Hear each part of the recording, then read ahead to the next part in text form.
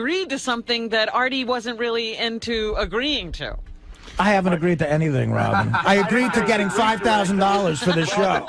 Robin, I said we were talking about doing bigger things. Right. I said, Artie, are you in? And he goes, yeah, I'm in. All right, that's all it was about. But you know what? Let's be stupid about things. Let's not align and do gigantic shows all over the country. Let's just stay separate if that's what you want. Well, this is getting very sad. Steve, go ahead. I'll give two more people say in this. Steve, go ahead. Artie, you stupid guinea bastard. Let me tell you something right now. You're not pissed off over the fact that you didn't get paid.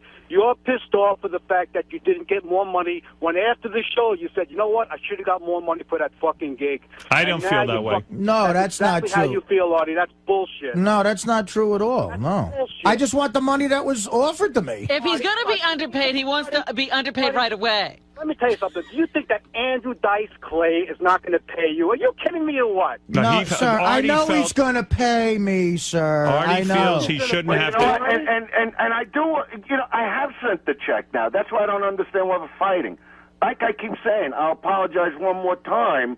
If I would have known that I'm not going to do it in an antagonistic way. If you wanted that money that night, because we discussed the money, and you said something to me, I just would have had a check cut to bring with me. But I didn't have checks to bring with me.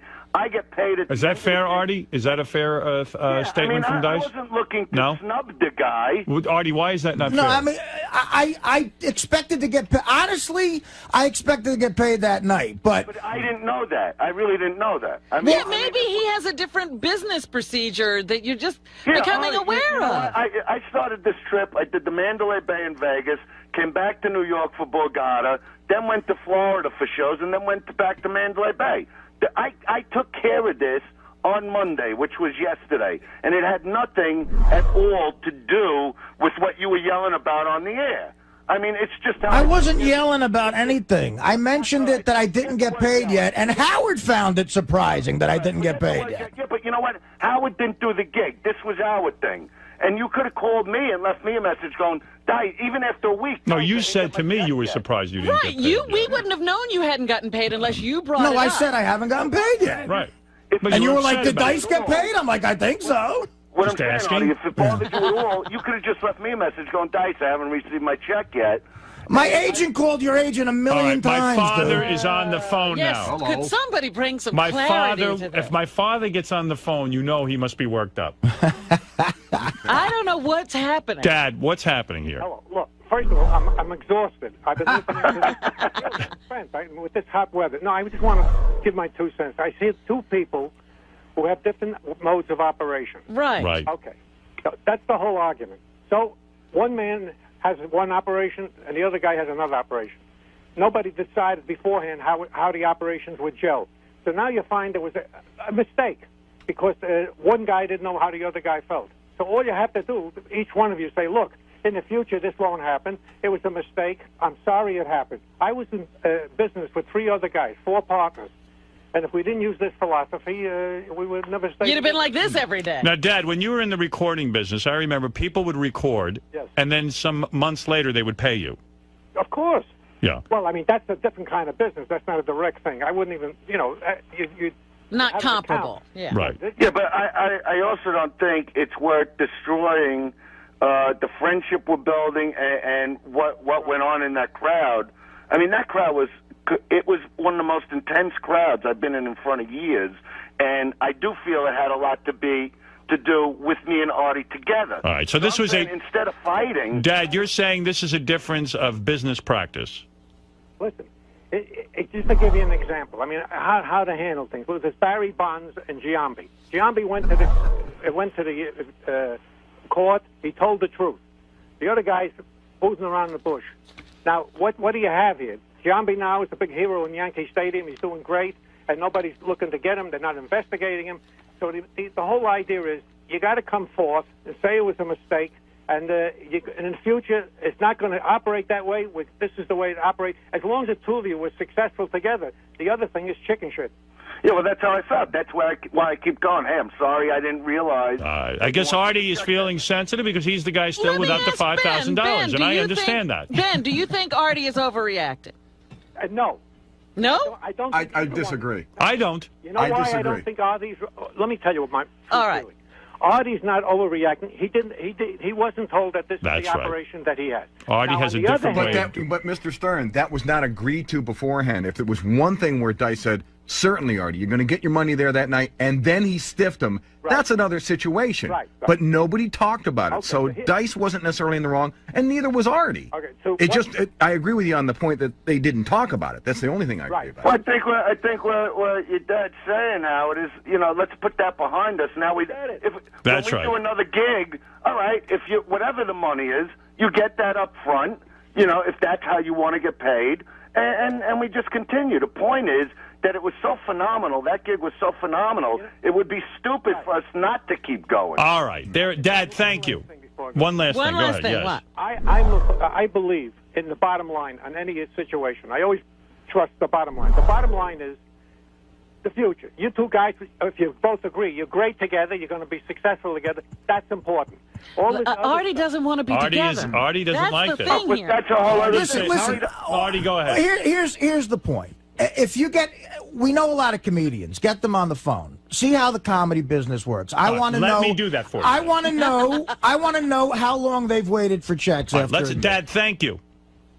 I have Dad, never seen this much craziness Dad, over the check. Artie, you're right. I mean, this is ludicrous. It shouldn't be that. That's why I said it's an overreaction. There's something else here. Yeah. No. You see, if he's operating in a ludicrous way, that's not satisfying to you. He's wrong, and you also don't accept his way of operating. So you're wrong. So in other words, it's past that point. Right. Listen, It's just I'm admitting I'm not going to make anything up. Nothing was discussed. I never said to Dice, "Look, I expect this money tonight." He never promised that to me. But we're in the same business, and I'm saying there's sort of.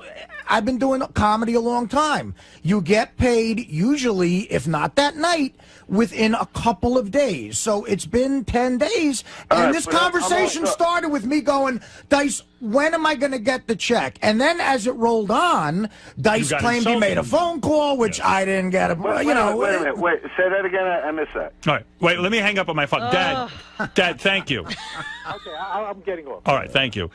I hear what Artie's saying. He's saying it's common practice in the comedy business to be paid that night or within But maybe 2 or 3 Dice days. has a different operation. No, it's not even a different operation. If I have, you know what? If I have like just a regular opening act, okay, which I don't consider Artie, and I didn't consider him. Once again, I'm saying this as an opening act. He wasn't considered that way. We had a guy. We had the boy Jameson open. If I got a guy like that, Jameson doesn't get close to what I paid Artie, so I just take care of him. Bob Levy's on the phone. Bob, you're a comic. I'll do it for $50. Tell us what's going on. First of all, Ralph is an idiot. Okay, second of all, Thank you you. get paid that night. Whenever me and Artie did gigs, we would tell the promoters to have the check there that night. There's no thinking about anything else. We're not going to get sent a check. We're working that night. We're going to get paid that Bob, night. what's the longest, you've been doing stand-up for years, what's the longest you ever waited for a check? I would have him overnighted if I didn't have it there that day. Right. Yeah, but I'm not a promoter. I'm a comic, so I got the check from the hotel. I keep the check. But with me. Dice, I if come you got home. half the money from the hotel, why not give me half my money that How am I night? going to give it? Should I rip the check in half? Just write a check out. Have a check ready. No, but Or tell the promoter, make out half to Artie. But listen to me. If I would have known you wanted it that night, if it was discussed at all, it just would have been handled. All right, listen. We can't go on with this all day. I'm sorry you guys have this going on. Artie, I understand from Dice what he's saying. Your check is in the mail.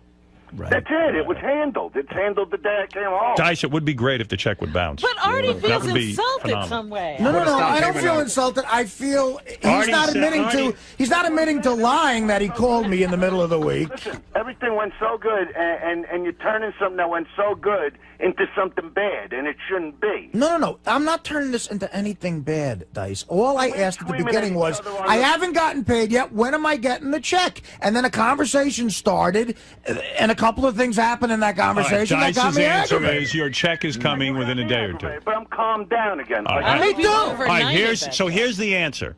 But the big eye opener is, for the last 4 years, I've sat down with my agent. I did 5,000 people in Philly once, and I said, listen, how do we get Ralph Sorella to a gig? Oh, it was. How do we get Ralph to come? Ralph, You seem to have really ticked Artie off more than I anything. think I figured it out now. What? Here's the problem. The reason, and I think everybody agrees, Artie is overreacting. Robin's saying it, Fred's saying it, but you're going to attack me. That's okay, Artie. I'm not attacking you. I'm not attacking you. I think Artie needs distractions in his life to make himself miserable, whether he's fucking up his relationship with Dana, whether he's eating himself to death, whether he's getting mad that he didn't get $5,000. He needs something to be upset and distracted He was. about. Ralph, how much longer should I wait for the $100 you owe me?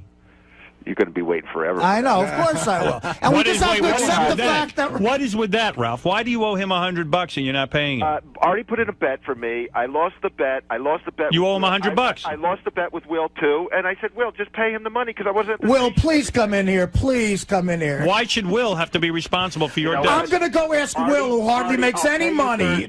Artie, I'll be in Thursday. I'll pay you Thursday, okay? That ain't happening. All right, so that's 2 years. Well, you know, you want This to whole thing is crazy to me. I got to be honest. Just listening to this whole thing. Well, I don't understand why you couldn't just call me and go, I didn't get my check yet. I did call you. My agent called your agent. I knew you were on the road, and I was on the road, so I figured the agents would deal with it. The answer to your question, let's get back to it. The answer to Artie's question as to when he is going to be paid is, I would estimate that if Dice sent the check yesterday, I don't know if he FedExed How was it sent? How was it sent, Dice? Who cut it? I called my accountant and I said, cut a check to this guy and first I got the agent's number. I called the accountant. I said, this is his agent's number. What is it?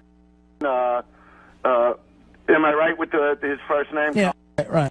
Okay, all right. So you at least know I know that. I said, this is his name. Call him up now and send the check. All right, so the check... So you found the number that you lost. The road manager. I also Dice, you told me you lost the agent's number. What's that? You told me you lost my agent's number. Where'd you get it from It was again? the agent's number, and I went through a million papers that I got on the road. It was written on a little piece of paper. I found it, and I called my accountant. What is this, a fucking murder trial? No, you're lying, Dice, and you're backpedaling. Oh, my God. I have no reason to lie. What is wrong with you? Well, why would you say you said you lost my agent's number? Yes, I lost the little piece of paper you wrote. And then it you on. found it again. As you know, when you're on Would the you road, pray to St. Anthony? You collect all kinds of papers, okay? So I went through all of them. I'm wearing my found medal. it. Maybe he used this. You know what? But yesterday was also the first time I'm even hearing about this. Ross Zapin wants to come in and defend you, Dice. Good. Bring him in then. All right, let's hear what he has to say. This is the craziest. This is what happens sometimes. For $100. I'm here to defend both of you guys. I think the biggest mistake here was you guys are talent. You've done shows before. Your representative should have called his representative and kept the two of you out of But it. Ross, they did. My agent called his. I got my Okay, agent. but you want to know on something? You also let me tell you this, Artie, and it's something I won't discuss on the air. There are some problems right now with my particular agent, so I haven't even talked to him. Okay, he actually did call me yesterday, and I didn't call him back yet because of something else going on. Okay, which has nothing to do with you. All right. Well, we won't get into that. Fine. Ross, I want to. I got to say this. I believe your agent called him. I just haven't talked to my guy yet. Okay? Ross But in the Zapin. meantime, without any of that, I still called my accountant and I took care of all my bills and all the guys I had to pay. Ross Zapin, I want to thank you for nothing. You clarified nothing. No. But I made the point. But let me go back. But if I got to say this about Ross. See, I talked to Ross and I told Ross how incredible that show went, and he was happy to hear it because he was even smart enough to go, you know what? You two teaming up is an incredible. He was even smart enough. But wait a second. I just want to roll back. I've never heard that before. Nobody's ever called Ross. And Ross, who are you again? I'm nobody. Ross, who are you again? Just so people know. Well, what is your title here? Vice President Promotions, Event Marketing. All right, so this is a guy who knows something about it. But I have to, my previous history was I booked Dice when I worked for a concert promoter, and I've been in the business. Now I know you're closer to it, Artie. Howard, I'm going to say this just to let people know who Ross is. When I first came into New York, before I ever even did your show, okay, before I even went on your show ever for the first time, I'm talking years ago, Ross was the first guy to bring me into New York and put me in contact. All right, absolutely. He was working with Ron Delsman. All right, That's this right. is a man who knows. All right, listen. Here, let me sum this up. Wait, I got to get out of this for a second. So let me sum it up. I think I can I help. don't think you can. No. No, I think I can. Can't be done.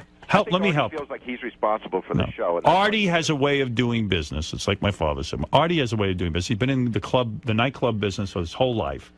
Ever since he stopped being a But this was a minor mistake. He is acting as if Dice killed his brother. He understands it was a different way of doing business, but he feels what's compounded it is a series of statements that is infuriating him. Ugh. I think he had an axe to grind. Am I right, Artie? Before this even happened. No, honestly, Fred, I didn't. I was very calm Artie at the beginning. thought that he should be paid. You want to know something? Here's three things. Number one, I think Artie thinks he was underpaid.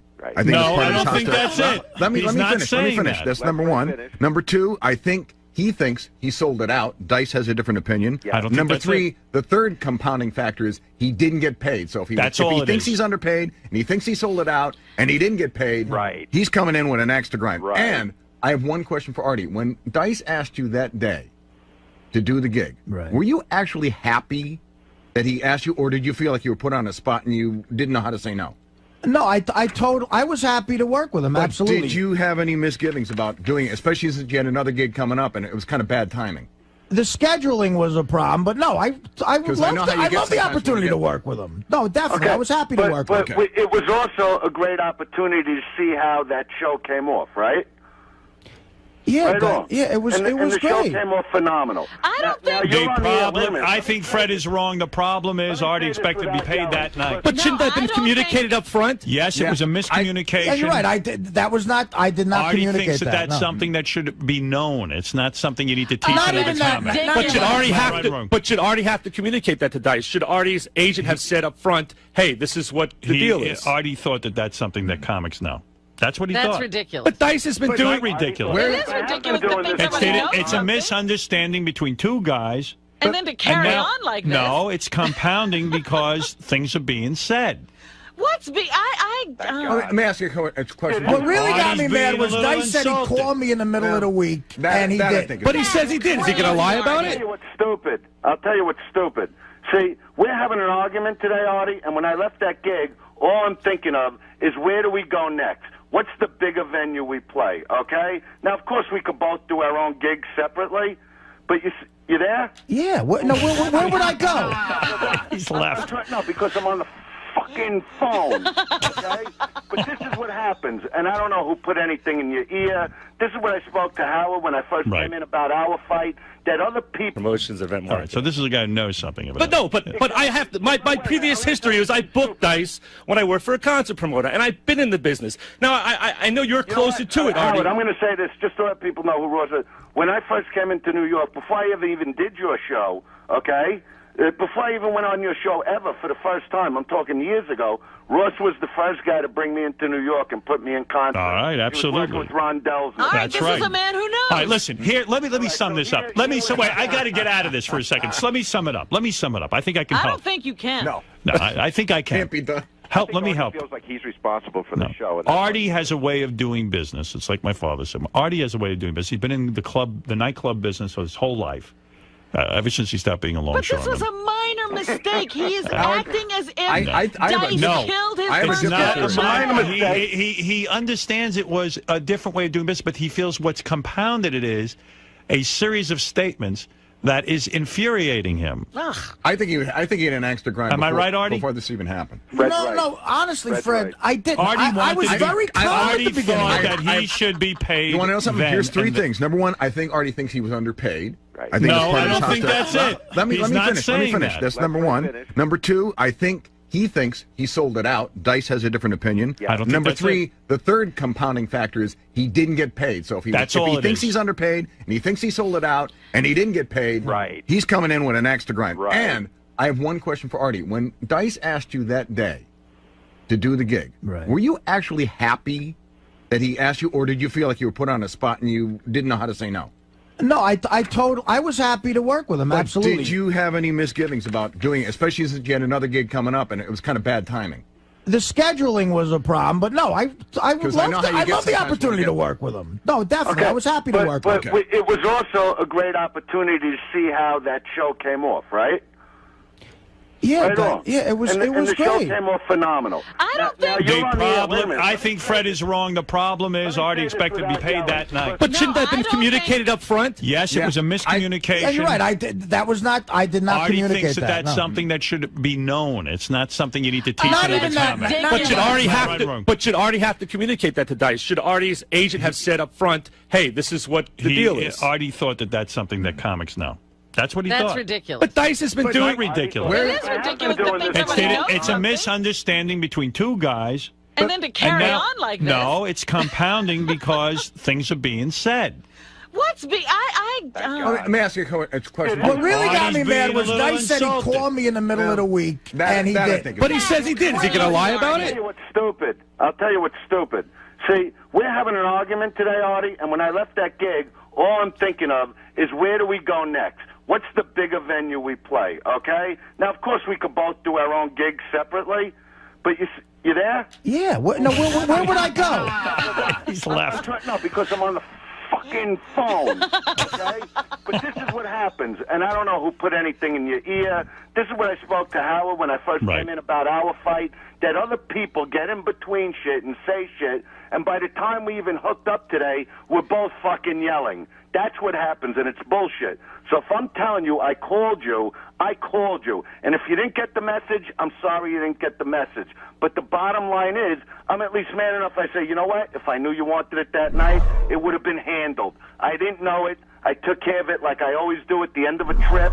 I take care of all my business. I always have with anybody that's ever worked for me. I've never had any problems. What's going to be fucked up is if we don't do more shows, because then other people out there go, look at this, they did one fucking show, and it falls the fuck apart. All right, look, we got to move on. Guys, But when you're sitting there on the phone also and going, yeah, you want me to do the shows because I'll plug them. Of course I want you to plug them. Who the fuck should I hire? Some guy that just got on a Catch a Rising Star and did 3 minutes? You want two guys that could go out there, because I'm not looking to do Borgata. I'm looking to do the biggest fucking stadiums in the country. And I turned around to you after that show and I said, I want you to do it with me. That's what's fucked up if you don't.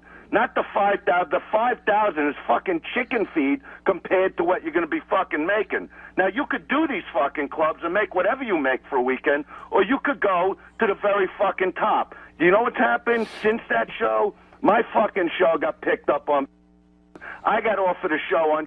That I say, you know who I want on the show with me? Artie fucking Lang. That's the only name I put out there. All right, well, there it is. No, but I'm telling you, Howard, this is... I am sad. I am sad that it's gotten... Dice has convinced me. I'm wrong. I'm sorry. Whenever I get the check, it'll be fine, man. Artie says you can send it whatever you want. Don't even send the check. Dice. As a matter of fact, I don't want the money. Wait, Dice. And Ralph, I don't want the 100 either, because you know what? I don't need it. Right. I don't need it. I didn't need the money I made at the Pittsburgh Funny Bone either, but you know what? I took it. Yeah. I said, what the fuck? Yeah. Why'd you take that? I don't know. You don't want to listen. Why did the guy in Pittsburgh write me a check that night? I go, you know what? I don't need this money. Put it in your account for a month. The fucking money. I take care of it the way I take care of it. If you wanted it different, why do we got to keep rehashing that when we can move so far forward? Right. Yeah, We're right. going to do such big things. I'll be on your show, and we'll play Giant Stadium in November. That'll be great. Good, and what do you think? It's not going to happen? Dice. I want you, Dice. And Howard knows how I am, because we're both fucking goal-driven. Dice. What? When you come back to New York, you come in here. We'll have face-to-face. You guys will be able to break a little bread. You guys will break bread. I'm not mad at him. I just don't understand what this... Who knows? I understand why you felt like you were expecting it that night. Okay, so I fucked that up. Not even that night. Maybe Monday, maybe Tuesday. All right, here's High Pitch Eric. You sound like a guy from The Sopranos. Here's High Pitch Eric. Let's see what he Maybe that's what I am, Robin. I don't come from much. I'll admit it. Maybe I'm a simpleton. All right, I like to get paid. Let's go to High Pitch Eric. I'm not M. Night Shyamalan's kids with creatures in the pool. Yes, High Pitch Eric. But, who? Hey, Andrew Dice Clay, how are you? Who? What'd you just say, Howard? High Pitch Eric. Oh, hi. High Pitch Eric. Listen, you're a fucking dick. You're a cocksucker. Oh, this guy's got nothing to stand on. Yeah, he's just got nothing to say. Well, if someone calls up to defend me, Dice will just go, who are you? Isn't this the guy that rips off limo drivers? I'll listen to a guy. Who are you, you zero? You know, no, that guy started off the conversation just pissing on me. Why should I fucking That wasn't fair. That wasn't fair. Well, that's not fair. Well, they shouldn't piss on you Artie, either. you could say something if you don't like what's being said. No. I am, and apparently I'm overreacting. All right, hey, you know what's happening? It's getting blown out. It's crazy. Agree to disagree. I haven't liked a lot of things that have been said, and when I say something, I get Mary everybody go, "You're an unhappy person." What's that got to do with anything? God, annoying cunt. Look, right, guys, listen. Whenever I get the cash, is fine. And that's it. And I'm sorry to have expected the money within 10 days. That was my mistake. I want to know if you spoke to your agent. I speak to my agent almost every day. That's not the question. About what? Yeah, I talked to my agent. I said... You spoke to him yesterday. When I got to Pittsburgh, I called my agent and said, listen, Dice wasn't able to pay me Friday. Could you call his agent and find out what's going on? That's what happened. Why can't you hear the question and give a straight answer? What? Go ahead. Did you talk to your agent yesterday? Yes. Did he tell you he had a long conversation with me? He told me he talked to you, yeah. And did he tell you what it was about? He didn't get into details because it was late at night. He told me he talked to you, and he told me that you were going to cut a check. Maybe you should talk to him and get into it with him and not be so mad at me because... I'm not mad at you. Well, what was the yelling about? Happiness? Yeah, you sound like You're saying things that are like a little confusing. No, I will tell you this. He called me, left me a message Sunday night, said, hey, I'm back in town, give me a call. Right. I know for a fact from the day he came to do the show here to the Borgata, to Florida, back to Vegas, back to LA, he was not in town. He just got home. He just got home Sunday night. He called yesterday. Coincidence that you happened to come up in a conversation yesterday, didn't get paid? I doubt it, but okay, maybe. But he just got back to town, and he was writing you the check yesterday. In fact, I told him to just send a paper bag here with $5,000 cash, but that was too late. Listen. I got to get on a plane to throw him. All right, listen, Dice, if you had gone on a 3-month trip to India, Artie, would I have gotten my money in 3 months? You would have got your money sooner than that. It would have took 2 months. All right, here's come on, why can't we put this behind? Let's put it behind. He now knows what you expect. Listen, I just admitted I'm wrong. You're right in this whole thing. I'm sorry for bringing it up. All right, so we doing the gig or what? What gig? The gig. There's no gig on the books right now. All right, listen, Can you talk about the gig? I want you guys to talk about this in person, not on the phone. We will, but all right. did you get my message yesterday? Did he Yes or no? call you yesterday? Yeah, did I Yeah, call you did. You called me yesterday, yeah. So why didn't you call me back? Because I thought it would be funnier to do this on the air. No, I didn't want to talk to you about... I would have talked to you about this on the air. But What? I had other things I had to know yesterday. Like what? What do you want to know? I can't talk about it on the air. All right. All right, Jessica Hahn, what do you want to add to this? Who, me? Howard, I think, Dice, you are so full of crap. You call Artie in the middle of the night when you're on Ativan. Suddenly you can't call him. Artie just wants to get paid, and you give Not Ativan. whatever, and you're... Well, why don't you have your facts straight? No, if you know... Why... Dice, what were you on? Here's where Dice cuts off people who are trying to defend him. Ambien. What's the big deal? He wants to get paid. He did it. Just Did you listen to the whole conversation, honey? Full of crap. You go through these long speeches about how big you are and how Artie didn't sell seats. Yeah, and who am I even talking to here? Once Jessica again, Hahn. Somebody with tits thinks they got a brain all of a You sudden. knew Sam Kennison was a better comic than you ever were. Well, what are we bringing You know what? that I up? love Kennison. All right? All right, listen, Dice. Again, let's not attack Dice. That's not what this is about. Yeah, no, that's not... No, that's we not shouldn't about attack you, and we shouldn't attack Dice. This is a money... When did Artie get attacked? Artie. No one attacked me. I didn't say anybody attacked me. But he puts these dummies on. All right, can I say something? I'm not in charge of the phones. Can I say Who's something? in charge of the phone? Can I say something? Yeah. Artie? I love when it gets quiet. Yeah, I know, it scares me. It's all of a sudden. What? It's beautiful. Artie. I think it's insulting that you want any money.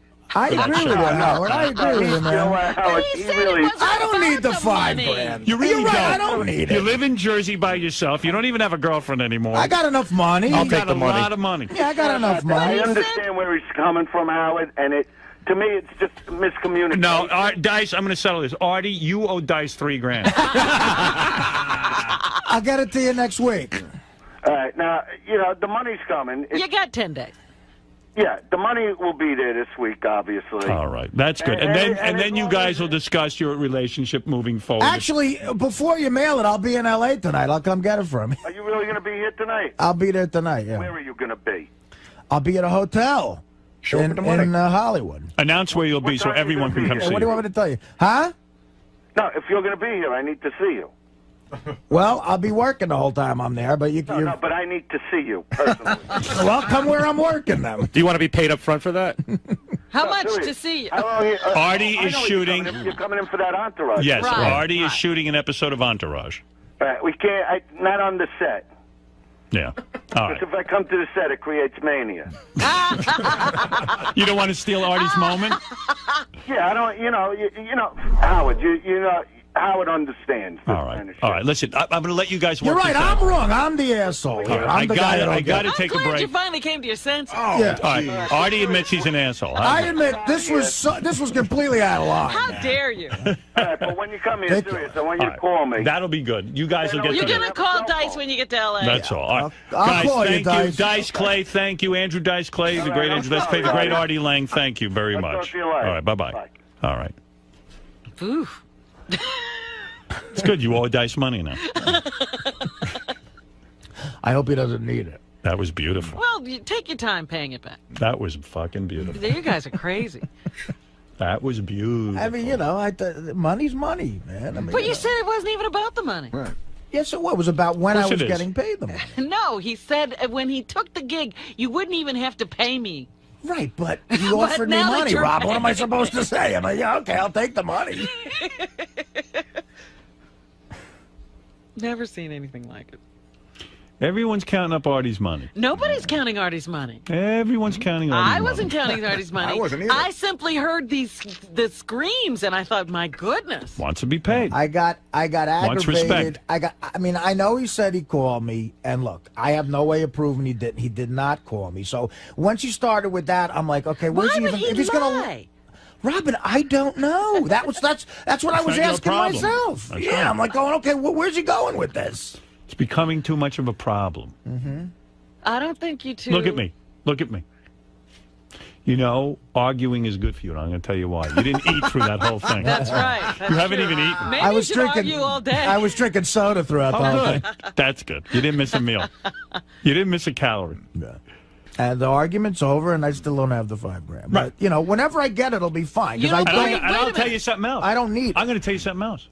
I still don't think the $5 grand check has been cut yet. That's what I was going to ask. Do you think the check is in the mail? Howard, you know what? You check the date. Howard, here's what. When he lied about the phone call, and again, I have no way of proving he lied, but believe me, he lied, guys. I'm your friend here. I've never bullshitted you. I never got a phone call from the guy. Okay. I'm starting to say, okay, if he's bullshitting about that, where is it going to end? So in my head, I overreacted. I got hot-headed about the fact that he's bullshitting me, and I agree with Howard that I don't think the check's cut yet either. I agree with my father. One thing he said. Your father was right. We did not agree on anything. He has a different way. And I'll admit that. I'm not bullshitting anybody. Right. Yeah, his way of doing business is not to pay. But Artie doesn't want any bullshit. All right. And as far as that Ralph goes, Ralph, shame on you. Right around the same week that I made a bet with Artie, I made a bet with Will. That has nothing to do with That's not Artie's problem. Wait. It's not Artie's problem. Listen to me. Just hear me out. So I said, Will, you see Artie every day. I'm not there every day. I was hardly ever there at that station. And I said, just pay Artie for me. And Will didn't. How long ago was this? 2 years. 2 years. But then, and you haven't run into Artie since then. But Ralph, I've been away. Ralph, Will is not Artie's responsibility. I've been away on business. I'm calling my accountant. I just got back. See, Ralph, now you're getting funny. Now, that doesn't work for you. But Ralph, what about the other $50? Right, still? that's the other thing he's leaving out. 100, Will. What? It's 100. No, it wasn't. That's bullshit. You just admitted off the air it was $50. I did not. So it was half the money, and that shouldn't be Artie's problem anyway. It shouldn't be. So? I'm going to come over and beat your ass and get the money. I forgot about it. Artie, you'll have your money today. Ralph, listen, I didn't bring it up because I didn't want to embarrass you. I'm like, fine, there's an issue. He doesn't want to give me this money. I'm really not embarrassed. That's the real problem. Thank you. You know what, Artie? I try to help. I love that Ralph goes, Artie, did I ever ask to go to one of your shows until you learned that? Another insult. Did I ever ask to go to one of your shows? You were in He was going to let you go. He He wanted a free ticket. And, Of course he did. And he said, did I ever ask? What an honor. Did I ever let you give me a ticket? Did I ever before? try to mooch off you before you started working with Dice? Did I ever ask to go to one of your shows? It's like I'm going to go, wow, no, Yeah, Jesus. it might have been a good argument if he was paying for a ticket. Whatever. Yeah, you know, look. I'll get the money when I'm glad you and Dice talked it out. Right. I believe you will. You feel resolved, Artie? He clearly cut a check, and it's on its way. Maybe.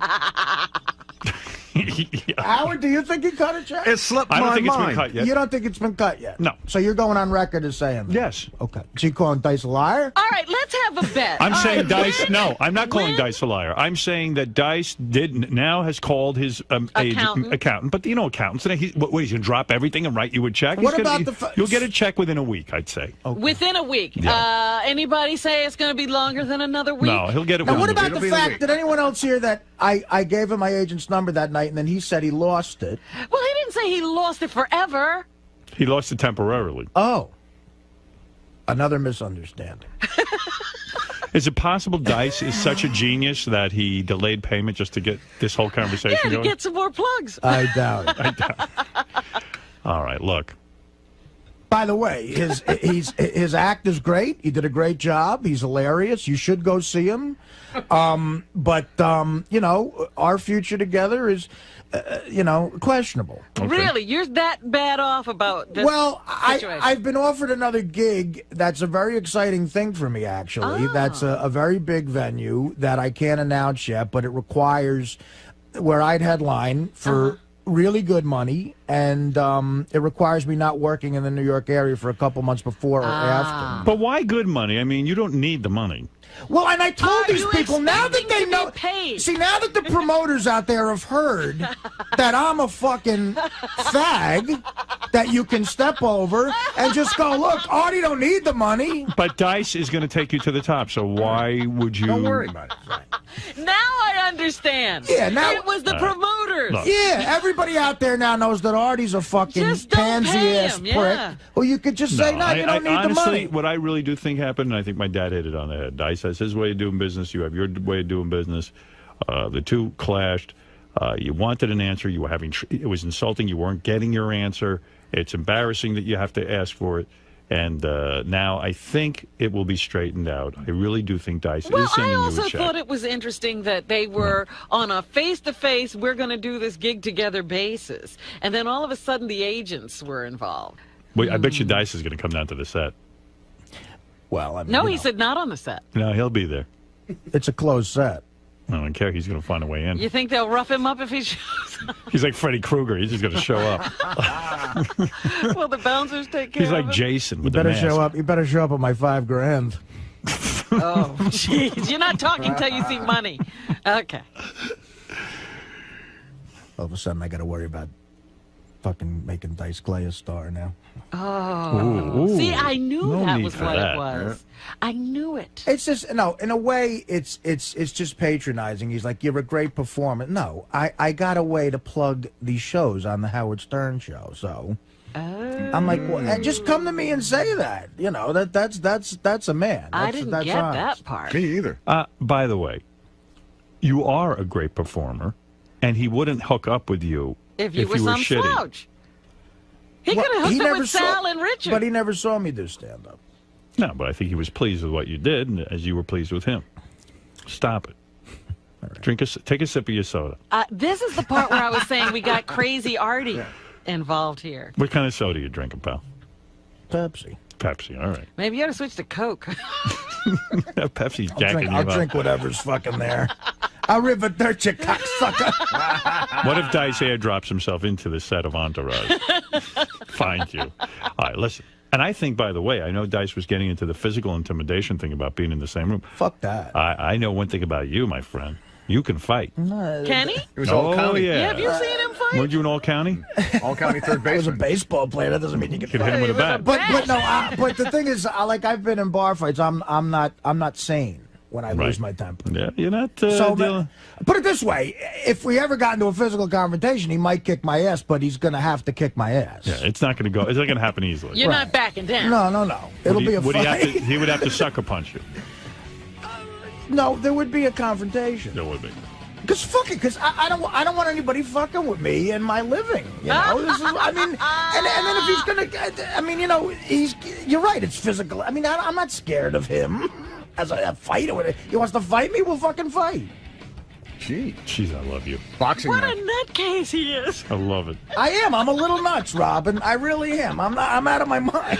Oh, you're too beautiful. I mean, I've ruined a lot of great shit in my life. All right, let's take a break. Everyone calm down, and that's it.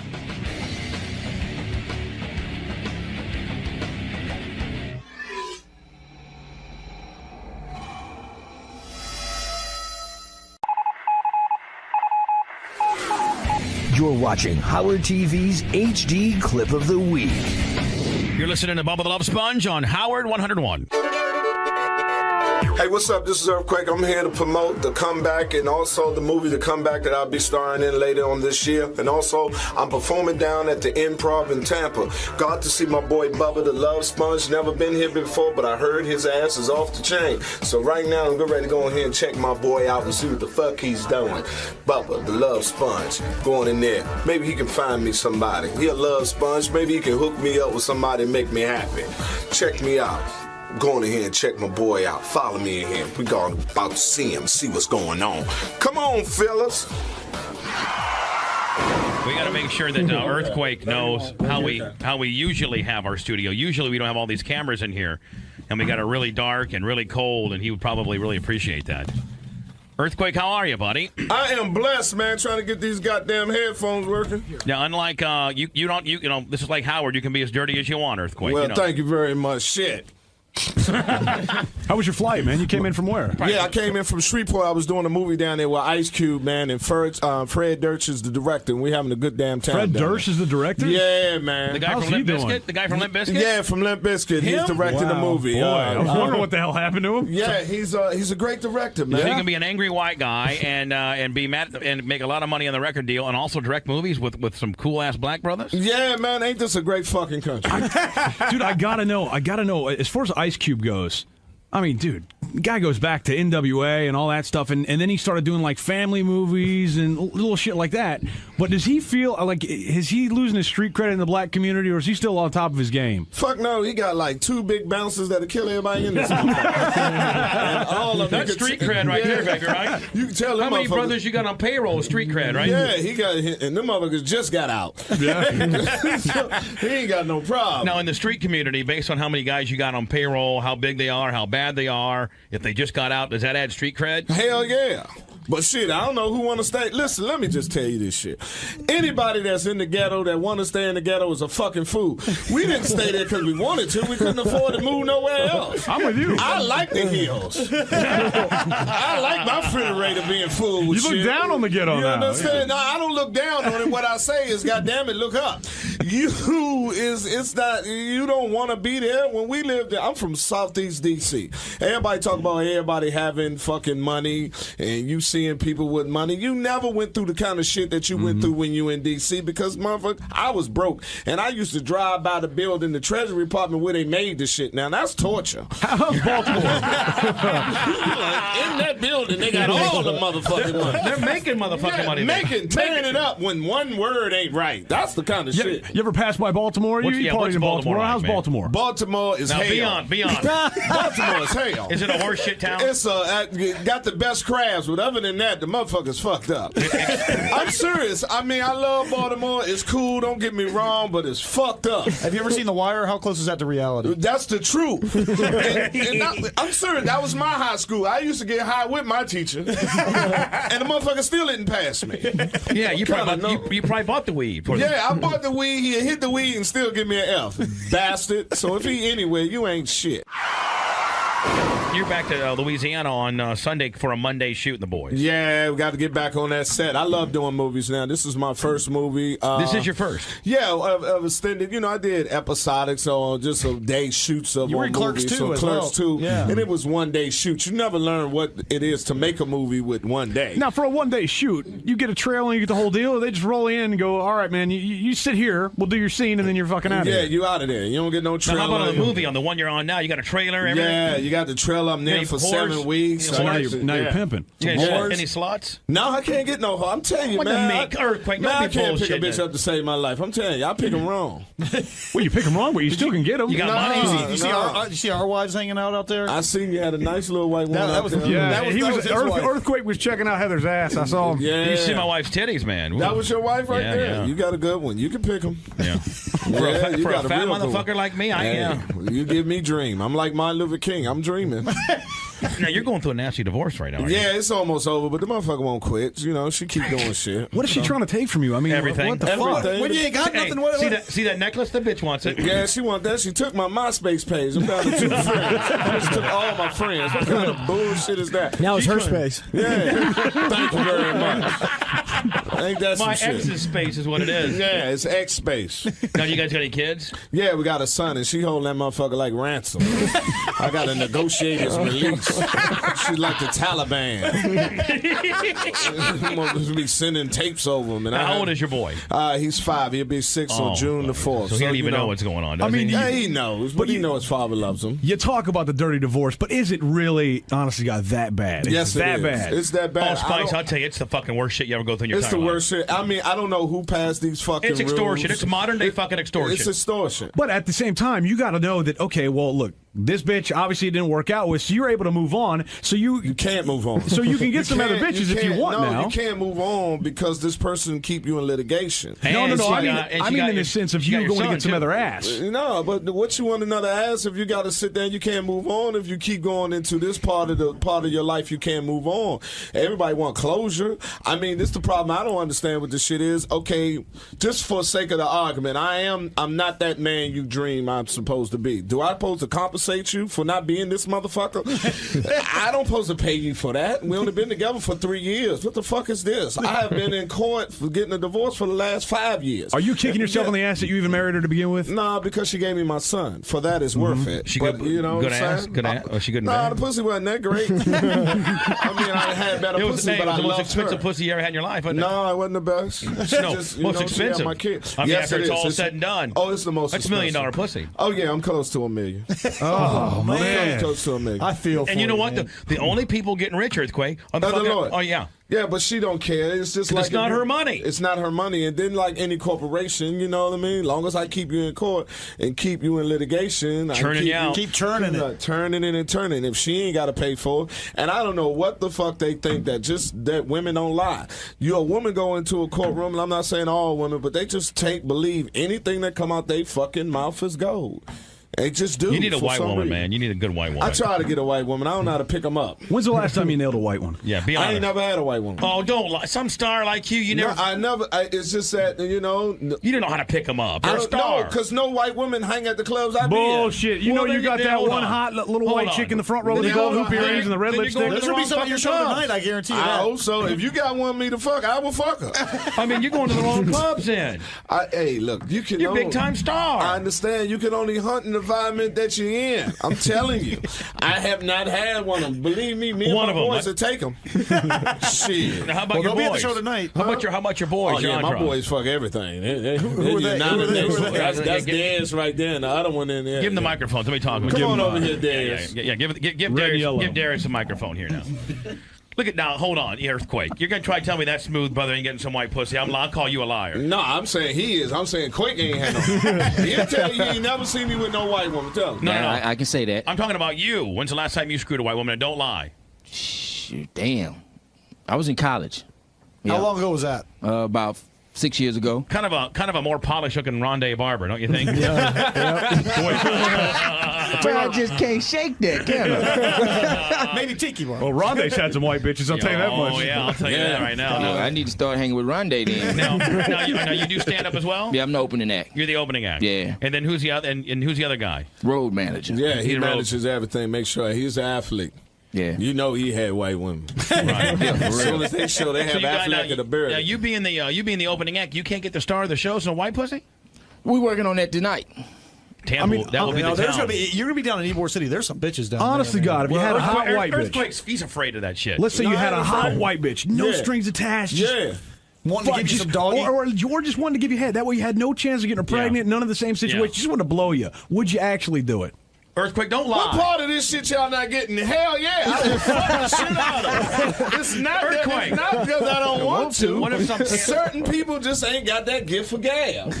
Hold on. You get up on stage for an hour, Exactly. nonstop, right off Yes. the fucking cup, improv, motherfucker. Yes. Impromptu. You're Yes. an actor, and you don't got. You should be able to step off that stage, look at a white bitch, and just be like, "Suck me," and that should be it. Yes, And but you it lock don't up. happen. You lock Listen, up. It's certain men that don't have that qualification. I'm one of them, motherfuckers. Why is it shocking? Wait till this movie with Ice Cube. Wait till this movie with Ice Cube. Shit. Wait till this movie I with ain't Ice like Cube. I'm turning them down and shit. No, please, beautiful white woman, don't suck my dick. No, No, I'm scared. I just can't. Yeah, no. So what if, Just like, don't happen. what am I like with my wife? What if my wife was not that she's going to be there, but like a woman that looks like my wife, and she's like, not that she's going to be at the club. Earthquake. You know, hey, I'm a Fuck big. this shit. It'll be the best 2 minutes of her life. I'm telling you, man. I'm with it. Now, you got the average, black guy, big dick kind of deal? It all depends on the competition. Well, I mean, my dick perform according to the competition. Have you seen your boy's dick here? I mean, you Of guys, course they have. You guys probably my compare dog, dicks that, here. Man, them motherfuckers right there, boy. Them motherfuckers don't play. Them They got big dicks, huh? I don't know how big their dicks is, but they don't play. What's that mean, Earthquake? Women go crazy over there. So they're getting Now, some out of puss. these two, which one gets more pussy? Oh, he's married. It's that one right there. Get more pussy. Kiki, you tell him Kiki Barber. Kiki Barber gets. He walk around with a helmet. He's got red. He's got red. Yeah. Now, what's the athlete's name? What's his name? His name Kiwi. Go ahead, man. How y'all doing today? Kiwi, man? how can we? We can't even see your. You look at the Unabomber. He's a black Unabomber. Damn. Now, how I supposed to come back off that? I mean, you're the Larry guys. Where were you an athlete? Where were you an athlete at? Baltimore, New England. Really? Really? Football, Yeah. baseball, Both. Really? Yeah. College, pro, Pro. really? What Where'd you play college ball? He didn't. You walked on and became pro in I got both drafted sports. out of high school. Nice. What? Do you play for the Orioles? Yeah. Really? And then the New England Patriots? Yeah. I never know. Hold on now. I'm calling shenanigans on that. Go ahead, check it out. Really? God damn it. You don't come in here live. I can't get a white woman and he play pro ball. You just watched Howard TV's HD Clip of the Week.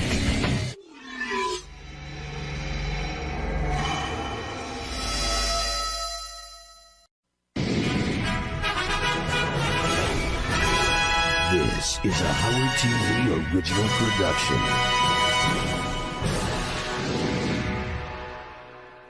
You're listening to Bubba the Love Sponge on Howard 101.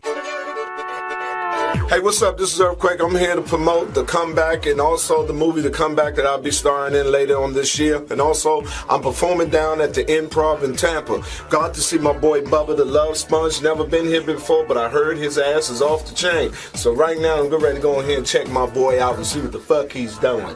Bubba, the Love Sponge, going in there. Maybe he can find me somebody. He a love sponge. Maybe he can hook me up with somebody and make me happy.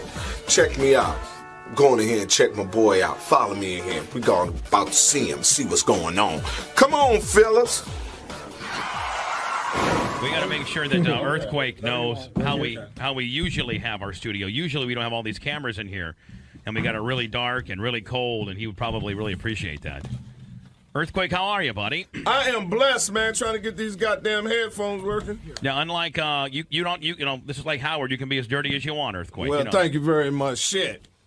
How was your flight, man? You came in from where? Yeah, I came in from Shreveport. I was doing a movie down there with Ice Cube, man, and Fred Durst is the director, and we're having a good damn time. Fred Durst is the director? Yeah, man. The guy from Limp Bizkit? The guy from Limp Bizkit? Yeah, from Limp Bizkit. He's directing the movie. Boy, I was wondering what the hell happened to him. Yeah, he's a great director, man. So you can be an angry white guy and be mad and make a lot of money on the record deal and also direct movies with some cool ass black brothers? Yeah, man. Ain't this a great fucking country? Dude, I gotta know. As far as Ice Cube goes, I mean, dude, guy goes back to NWA and all that stuff, and then he started doing like family movies and little shit like that.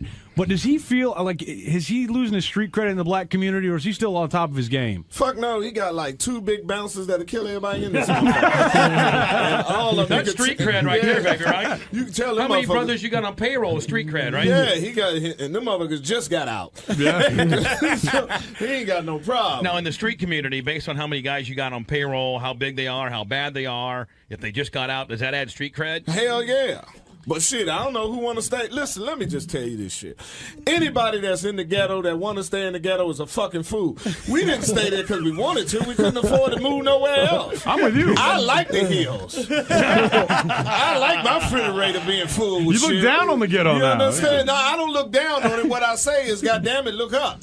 It's not. You don't want to be there. When we lived there, I'm from Southeast D.C.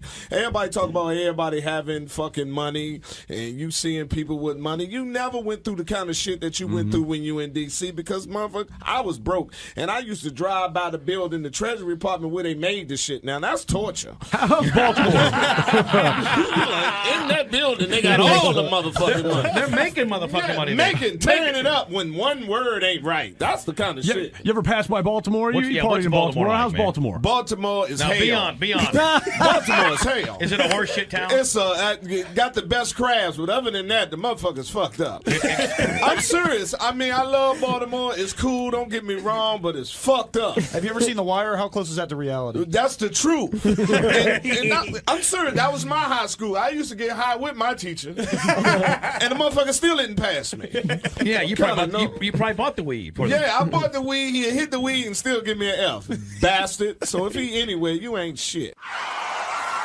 You're back to Louisiana on Sunday for a Monday shoot in the boys. Yeah, we got to get back on that set. I love doing movies now. This is my first movie. This is your first? Yeah, of extended. You know, I did episodic, so just a day shoots of You were one in Clerks movie. 2 So as Clerks well. 2. Yeah. And it was one day shoot. You never learn what it is to make a movie with one day. Now, for a one-day shoot, you get a trailer and you get the whole deal, or they just roll in and go, all right, man, you sit here, we'll do your scene, and then you're fucking out of here. Yeah, you out of there. You don't get no Now, trailer. how about on the movie, on the one you're on now? You got a trailer, everything? Yeah, you got the trailer. I'm there Any for whores? 7 weeks. So now you're pimping. Any slots? No, I can't get no. I'm telling you, What man. the make earthquake? Man, Don't I be can't pick a bullshitting bitch it. up to save my life. I'm telling you, I pick them wrong.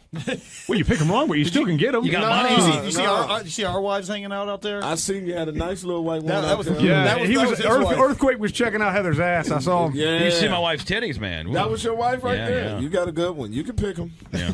Yeah, you For got a fat real good motherfucker one. like me, You give me dream. I'm like Martin Luther King. I'm dreaming. Now, you're going through a nasty divorce right now, aren't Yeah, it's almost over, but the motherfucker won't quit. You know, she keep doing shit. What is she trying to take from you? I mean, Everything. What the fuck? Everything. When you ain't got Hey, nothing, what? see that necklace? The bitch wants it. Yeah, she want that. She took my MySpace page. I'm down to 2 friends. I just took all my friends. What kind of bullshit is that? Now it's her space. Yeah. Thank you very much. Ain't that some My shit? ex's space is what it is. Yeah, it's X space. Now, you guys got any kids? Yeah, we got a son, and she holding that motherfucker like ransom. I got to negotiate his release. She's like the Taliban. We'll be sending tapes over him. And Now, how old is your boy?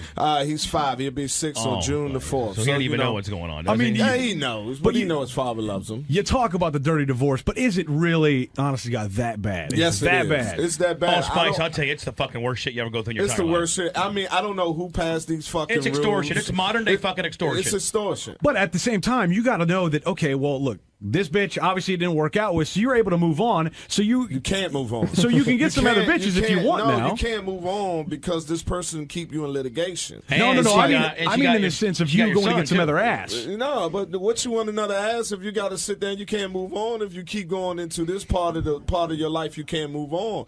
Everybody want closure. I mean, this the problem. I don't understand what this shit is. Okay, just for sake of the argument, I'm not that man you dream I'm supposed to be. Do I supposed to compensate you for not being this motherfucker? I don't supposed to pay you for that. We only been together for 3 years. What the fuck is this? I have been in court for getting a divorce for the last 5 years. Are you kicking yourself in the ass that you even married her to begin with? Nah, because she gave me my son. For that, it's worth it. She But, good, you know good what I'm ass? saying? Good ass? Oh, she good in Nah, bed? the pussy wasn't that great. I mean, I had better It was, pussy, hey, but it was I the most loved expensive her. pussy you ever had in your life, wasn't it? No, it wasn't the best. No, She most she had expensive. my kid. I mean, Yes, after it it's is. all said and done. Oh, it's the most That's $1 expensive. million pussy. Oh, yeah, I'm close to $1 million. Oh, man. I'm close to $1 million. I feel for And you know what? man. The only people getting rich, Earthquake, are the Other fucking... Lord. Oh, yeah. Yeah, but she don't care. It's just It's like not her money. It's not her money. And then, like any corporation, you know what I mean? Long as I keep you in court and keep you in litigation, Churning you out. Keep churning it. Turning it and turning. If she ain't got to pay for it, and I don't know what the fuck they think that women don't lie. You a woman go into a courtroom, and I'm not saying all women, but they just believe anything that come out they fucking mouth is gold. They just do. You need a for white some woman, reason. man. You need a good white woman. I try to get a white woman. I don't know how to pick them up. When's the last time you nailed a white one? Yeah, be I honest. ain't never had a white woman. Oh, don't lie. Some star like you never. No, I never. It's just that You didn't know how to pick them up. I You're a don't star. know because no white women hang at the clubs I be Bullshit. You know then you got then that hold one on. hot little Hold white on. chick in the front row with Then the gold you hoop go- earrings and the red then you lipstick. go to There's the gonna be wrong some at your fucking show clubs. tonight. I guarantee you I that. hope so. If you got one me to fuck, I will fuck her. I mean, you're going to the wrong clubs then. Hey, look, you can. You're a big time star. I understand. You can only hunt in the environment that you're in. I'm telling you, I have not had one of them. Believe me, me One and of my them. boys will take them. Shit. Now, how about Well, your they'll be at the boys? show tonight. How about your boys? Oh your yeah, my entourage? boys fuck everything. Who are they? That's theirs right there. And the other one in there. Give him the microphone. Somebody talk. Come on over here, Darius. Yeah. Give Red Darius. yellow. Give Darius a microphone here now. Look at now. Hold on, Earthquake. You're gonna try to tell me that smooth brother ain't getting some white pussy. I'll call you a liar. No, I'm saying he is. I'm saying Quake ain't had no. He'll tell you he ain't never seen me with no white woman. Tell him. No. I can say that. I'm talking about you. When's the last time you screwed a white woman? And don't lie. Shoot, damn. I was in college. How long ago was that? About 6 years ago. Kind of a more polished looking Rondé Barber, don't you think? But I just can't shake that, can I? Maybe Tiki one. Well, Rondé's had some white bitches. I'll tell you that much. Oh yeah, I'll tell you that right now. No, I need to start hanging with Rondé then. Now you do stand up as well? Yeah, I'm the opening act. You're the opening act. Yeah. And then who's the other? And who's the other guy? Road manager. Yeah, he He's a manages everything. Make sure he's an athlete. Yeah. You know he had white women. Right. As soon as they show they have you got- Affleck in the beard. Now you being the opening act, you can't get the star of the show, so white pussy. We working on that tonight. Tampa, that will be the there's town. gonna be, you're gonna be down in Ybor City. There's some bitches down Honest there. to God, if you had a hot white bitch. Earthquake's, he's afraid of that shit. Let's say you had a hot afraid. white bitch, no Yeah. strings attached. Just Yeah. Wanting to give you just- some doggy. or just wanted to give you head. That way you had no chance of getting her pregnant. None of the same situation. Yeah. Just wanted to blow you. Would you actually do it? Earthquake, don't lie. What part of this shit y'all not getting? Hell yeah, I will fuck the shit out of them. It's not that, Earthquake. it's not because I don't want to. What if some certain people just ain't got that gift for gab? Hold on. You get up on understand? stage for an hour, Exactly. right off Yes. the fucking cup, improv, motherfucker. Yes. Impromptu. You're Yes. an actor, and you don't got. You're a. You should be able to step off that stage, look at a white bitch, and just be like, "Suck Yeah, me," yeah. and that should be it. Yes, And but you it lock don't up. happen. You lock Listen, up. It's certain men that don't have that qualification. I'm one of them, motherfuckers. Why is it shocking? Wait till this movie with Ice Cube. Wait till this movie with Ice Cube. Shit. Wait till this movie I with ain't Ice like Cube. I'm turning them down and shit. No, please, beautiful white women, don't suck my dick. No, No, I'm I scared. just can't. Yeah, no. So what if, Just like, you don't know, happen. what of my, like with my wife? What if my wife was not that she's gonna be there, but like a woman that looks like my wife, and she's like, Not that she's going to be at the club. Earthquake, you know, hey, I'm a Fuck big. this shit. It'll be the best 2 minutes of her life.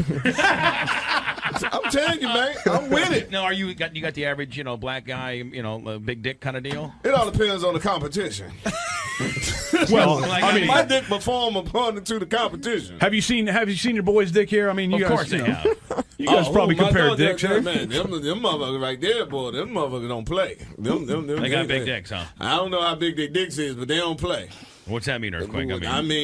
Women go crazy over there. So they're getting Now, some out of puss. these two, which one gets more pussy? Oh, he's married. It's that one right there. Get Yeah. more pussy. Kiki, you tell him Kiki Barber. Kiki Barber gets. He walk around with a helmet. He's got red. He's got red. Yeah. Now, what's the athlete's name? What's his name? His name Kiwi. Go ahead, How man. y'all doing today? Kiwi, how can we? Now, We can't even see your. You look at the Unabomber, the black Unabomber. Damn. I mean, you're the, Now, how am I supposed to come back off that? I mean, you're the there we go. I just Where wanna see were what you- we're where were you doing an here. athlete? Where were you an athlete at? Baltimore, New England. Really? Really? Football, Yeah. baseball, Both. really? Yeah. College, pro, Pro. really? What Where'd you play college ball? He didn't. You walked on and became pro in I got both drafted sports. out of high school. Nice. What? Do you play for the Orioles? Yeah. Really? And then the New England Patriots? Yeah. I never know. Hold on now. I'm calling shenanigans on that. Go ahead, check it out. Damn it. You don't come in here live. I can't get a white woman and he play pro ball. And didn't go to college. And didn't go to college. I be didn't trying to help you guys. didn't go to college. Now, This is a true story. what position you play? Defensive back, wide receiver? Wide receiver. Wide receiver. What year for the Patriots? 99. Really? Yeah. And how about for the Orioles? I got drafted in 92. Oh, there's a lot of athletes that actually are both, right? Did you? I mean, what I'm did from you, Florida. I'm from Florida. You know that we get down. Where like you from that in down Florida? What part of Florida? Right out of Quincy, Florida, right outside of Tallahassee. Oh yeah. That's Yeah, where we all get the down brothers- like that. That's where They all the didn't brothers suck you at FAMU, Florida State. They didn't grab you. Hey man, He didn't go to college. He said, "Fuck ain't you, got Bobby time Bobby." for that. Fuck you, Bobby Bobby. I'm going to play I'm like baseball. everybody else. I like money. I mean, what colleges ain't going nowhere. Last time I checked, Florida State was there since 1849. now hold on. Now, how much? What kind of signing bonus out of high school on the baseball tip? Well, right now none because I spent it all. I mean, how much was it? You know, at that 92 point? style. 92 style. They gave me a little small.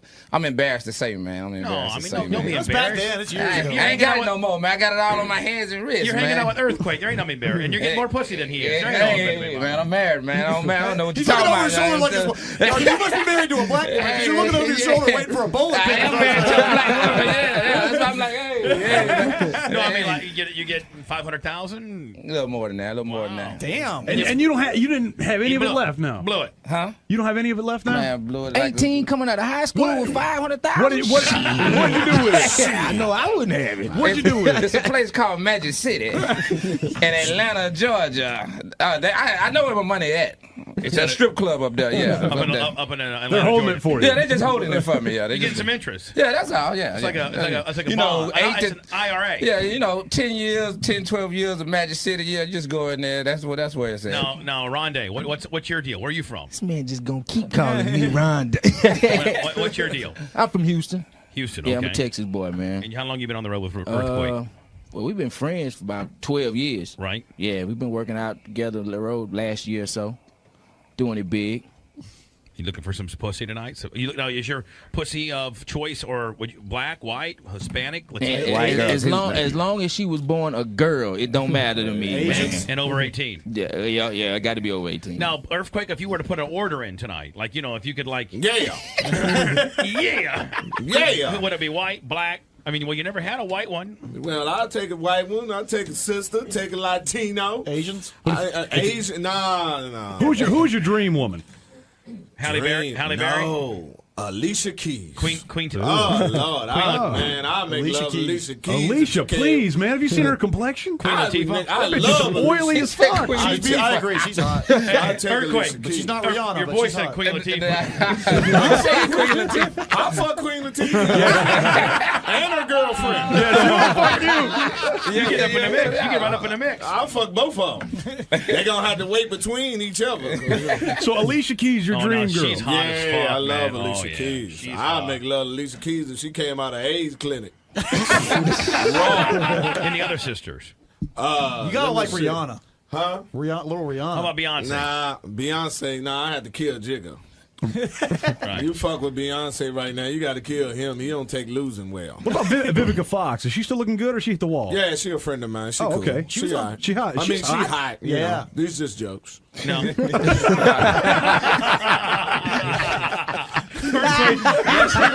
just turned to his boys and they're all fucking. How about Lisa Lampanelli? Nah.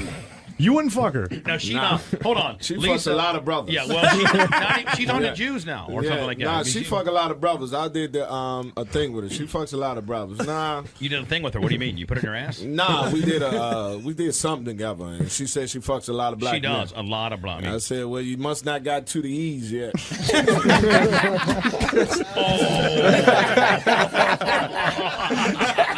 You ain't gave me none of that pussy. Now, how about Ice-T and that pimp? Yeah, Yeah, you I mean- got a fine one, boy. Coco. Not only that, but he runs a tight ship and a heavy hand. You know what I'm saying? Yeah, I see. That's what I ain't He's got the no ultimate pimp in brother, me. isn't he? I ain't got no pimp in me. Not like Cat You got to Williams. start beating women down a little bit. Nah, that ain't me. I'm a mama's boy. If I Yeah. had a pimp, all Maybe my you need to hoes toughen would up a call little in. bit. You know what I'm saying? No, I'm a tough motherfucker. I'll knock you out. When it comes to a woman, man, it's just like beating on a punk, you know? Now you were in the You the know you military, can win right? that. You in the 11 military? years. 11 years. What part of the military? Air Force. I loaded nuclear weapons for a living. Really? Yeah, on B-52s, and then I transferred over to F-15s. Did you go to Diego Garcia? Nah, I was at where I'm right now, Boxdale Air Force Base. That's where I started. Yeah. How'd you make that transition from that to comedy? The war broke out, Desert Storm, when they invaded Kuwait, and I like, shit, I don't Fuck mind. this. Hey, I joined the military to go to college. I could stay at home and get shot at. He didn't want to fuck with the Arabs, huh? Nah, man, fuck that. Once I found out who the enemies was, I'm like, shit, they blowing themselves up. Shit. Now, have you gone over and supported the troops over there for a comedy act or anything like that? Yeah, I believe in soldiers. I'm just not a soldier. Right. But I mean, would you go over there? How about perform Soldier for Boy? him? How about Soldier Boy? Yeah, Soldier Boy, cool. I don't know his dance though. Fuck him. Yeah, that's too many moves for me. I get tired of that shit. I'm the two-step guy. And plus, you know what? I'm not trying to be racial, but I can't understand the motherfucker. Yeah, you ain't racial. I'm black. I don't get it either. Yeah. I mean, he like cuts off his words. He's so fucking lazy. He won't even say like, you know. He wouldn't call himself soldier, but a soldier. I mean, I can't even understand it. Yeah, that's how it These is. two That's brothers that look at me slang. saying, "Look at that fat white motherfucker, stupid bitch." That's that slang. Can you guys understand what the fuck he's saying? He don't even say half I the don't words. even listen to it. I got me some bathing names. What? Yeah, well, I understand every word of it just about. But the hell, that's all I do is listen to rap. Exactly, Rhonda, because that's what all the white chicks that you're fucking like to listen to. Yeah, you know what I'm that's the popular thing now. Now, Earthquake, on all the towns you go to, I mean, you're on the regular comedy circuit. You go to all of them. Yeah. What's your favorite town? Atlanta. I'm ask your boys that too. Atlanta and Miami. Okay. And why is it? I mean, because of the strip clubs, independent contractors are there. Yeah. Right. Are you getting a lot? I mean, are you getting? Now, you haven't had a white woman, but do you get a lot of women on the road in general? Nah, I don't, man. I mean, you too tired? You got comedians. We don't get groupies. Bullshit. We're friends with Artie Lang. Richard Pryor and Artie. I mean, Richard Pryor got all the pussy. Yeah, Richard Pryor also was doing cocaine with them motherfuckers. I bet your cat's getting some pussy too. I bet your Cat Williams getting some pussy. He's a pimp. Now, what about? We gotta pimp you up. You know what comedian's hot is that Melody Camacho. Do you know her? Yeah, Melody is hot to you. Yeah. Wow. Okay. I went and saw her she's open up my for girl. Cat. I went and saw her open up for Cat. She was pretty good, but I was like, damn. No, she's funny. Yeah, but you know what? You're Thought she was looking hot? forward to Yeah. after this movie. Fuck yeah. After this movie, you're going to be on a whole new level. I mean, you're going to be in the first Don't movie forget doing about that us, thing. bitch. Don't forget about us when you get to be big time. Then you bump up into that upper class pussy that you're looking for and the groupies. The bitches are going to be spreading it for you when you're moving. And then once they fuck you over, it even cost you more money. We'll never get that again, motherfucker. It'll be paperwork, motherfucker. I got a 69. See that chick out there? I got a 69-page prenup. Damn, I don't even need.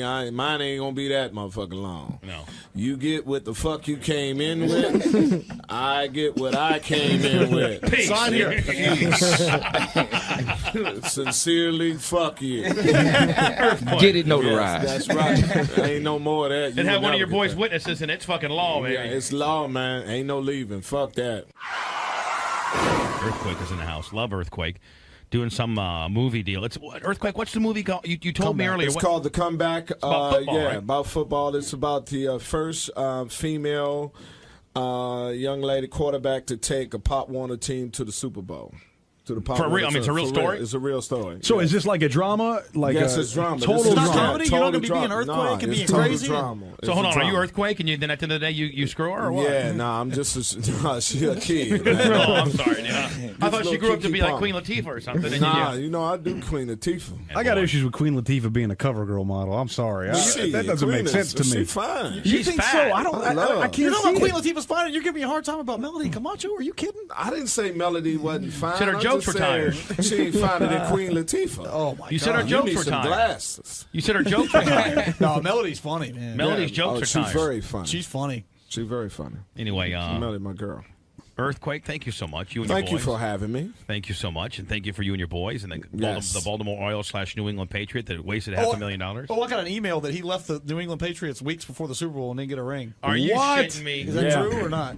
You got to just bring that up, man. No, I just got an email. Hey, you know who he looks like? You know who he looks like? I'm over here. Hey, I'm you over know who he here looks already. like? Y'all making me feel bad looks about like losing all Keyshawn. my money, and you going to bring Hey, that up, man. hey, you look like Keyshawn. He said he looked like Keyshawn. Nah, He wish he had Keyshawn's money. Now what happened? If I were you, I'd go around saying I was Keyshawn. Now hold on. Now. You're wrong, man. Hey, Yeah, Earthquake. out of control. Earthquake. What's his name? What's that guy's name? Kiwi Baker. Kiwi Baker. Yeah. You went the Patriots in '99, and you get off the fucking phone, man. Hey, man, doing business, man. Business. Trying to Now go listen, mess man. my money. You quit the team weeks before the Super Bowl I and didn't did. just quit the team. I was hurt. What happened? Just a little tore ankle. That's No, man. There's some bullshit behind that. Come a on, little tore ankle. Rhonda, help me out. What happened to the deal? Hey, Did you have some beef? man. Did you have some beef with the coach? Was the coaching beef? It was Coach Beef, wasn't it? Yeah. Belichick fuck with you? He still got a tape. He got the tape that gonna bring down the New England Patriots. Oh. See, you need to listen to Earthquake. He was trying to get you paid. Earthquake needs to represent you, bitch. Fuck you being a manager. Let Earthquake manage your bullshit career. Fuck you handle the money. Let Earthquake handle the money. Tell you what to do. You fuck it all up. You can't even stay on a football team. So you just up and quit. What a dumbass. Nah, he fucked up his So you- ankle. I He keep got telling hurt. you, you want to listen to me. But you- okay, so you messed up your ankle. I tore my ankle up, and I couldn't perform. I couldn't perform. So he got put on the unable to perform You got list. put on. You got put on IR. Yeah. No, unable to perform, and he got no ring. You got no fucking ring. Nope. And then I didn't even get a chance. You couldn't to even come fucking back. fake it. It goes a long way. That's Well, what hold on. Bobby That's Greer. to me. That's kind of cold-hearted of the Patriots to do that. Yeah, they that's don't care. fucked up, They're man. gangsters. You They don't know? give a fuck. Nah, it's They're a business. gangsters. That's one thing I learned You're a from soft him. brother. You're a soft brother, and they're gangsters. Nah, it's one thing I learned with him. Everything is business, man. So how happy were you? Honestly, how happy were you to see him to get Actually, beat? I went because it was in New Orleans. I had Right. a home in Houston. And by the halftime, a couple of my boys, I'm good friends with Tyler and Mm-hmm. I went down there doing halftime. And by the time I landed, we just got drunk the whole night, so it was cool. What about this last Super Bowl here? You kind of happy to see him get beat a little bit, weren't you? Nah, Yeah, they're a bunch of if assholes. Asante catch the ball, if he catch that interception, game over. Fuck that. Now, if it was a fifth, we'd all be drunk. We must be the Giants, man. I'm Man, that's surrounded by. bullshit. You came that close to a big ass ring. You know what kind of pussy you be getting off that ring right now? None of this third rate shit you're getting now. Hey, You're getting man. some good stuff. Well, I really wish I could just talk. But Well, I'm trying to goad you into talking, buddy. Come on now. Nah, man, I'm married, man. I'm married. I'm all right. Oh, I forgot about that. Yeah, he's I married to forgot a black woman, too. I They didn't mean don't play to. around. I wasn't disrespecting your wife, man. I forgot you're married. Yeah, I'm I thought married, you were the man. other guy. I don't want to have no. I don't want to get no heat with slip your of the wife. tongue. Yeah. I didn't mean to disrespect your wife. I wasn't saying third rate pussy from her. I thought you were the other dude, Rondé over there, getting the third rate. The third rate white shit that he's going to get tonight. Hey, boy, they bought none around here, boy. No, Bubba don't play. Bubba don't play. Bubba ain't bullshit. We don't fuck around, Bubba man. ain't bullshit. We make fun of everybody. We fuck with everybody. Yeah, we fuck with each other the most. These are just jokes. Well, a lot of them. I got, you know it. I had to put a disclaimer on this shit. Anyway, Earthquake, we love you, buddy. And you know what? If you ever come to this area or whatever, you and your hanger-oners, man, we'd love to have you. Man, thank you. Man. Hanger-oners. I'm kidding you. Don't. Hey, remember, it's Quakeshouse.net. Yes. Quakeshouse.net. Yeah. And he's going through a real bad divorce tonight. But and, he's a movie star now, so. He is a movie star. So any Yes. of you hot-looking white chicks that's going to the Improv tonight or tomorrow, and you want to have a threesome or a foursome with a couple of the brothers? At least give Earthquake a jacking or something. I mean, give Earthquake a handy or an asshole licking or Jack something. him off in the Yeah. Would you like to get your asshole licked, Earthquake? Please. So,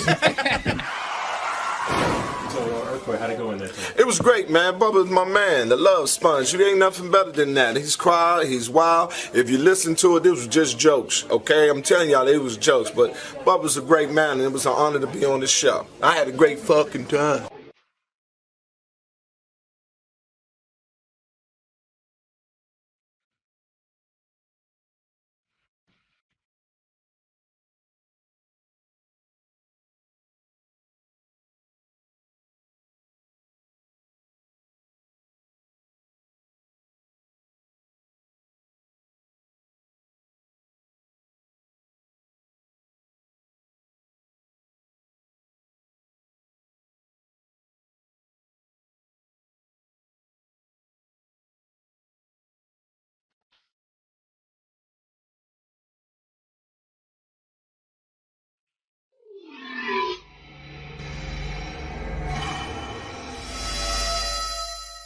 I'm a stand-up comedian. Been working in stand-up for about 10 years as both stand-up and as a writer.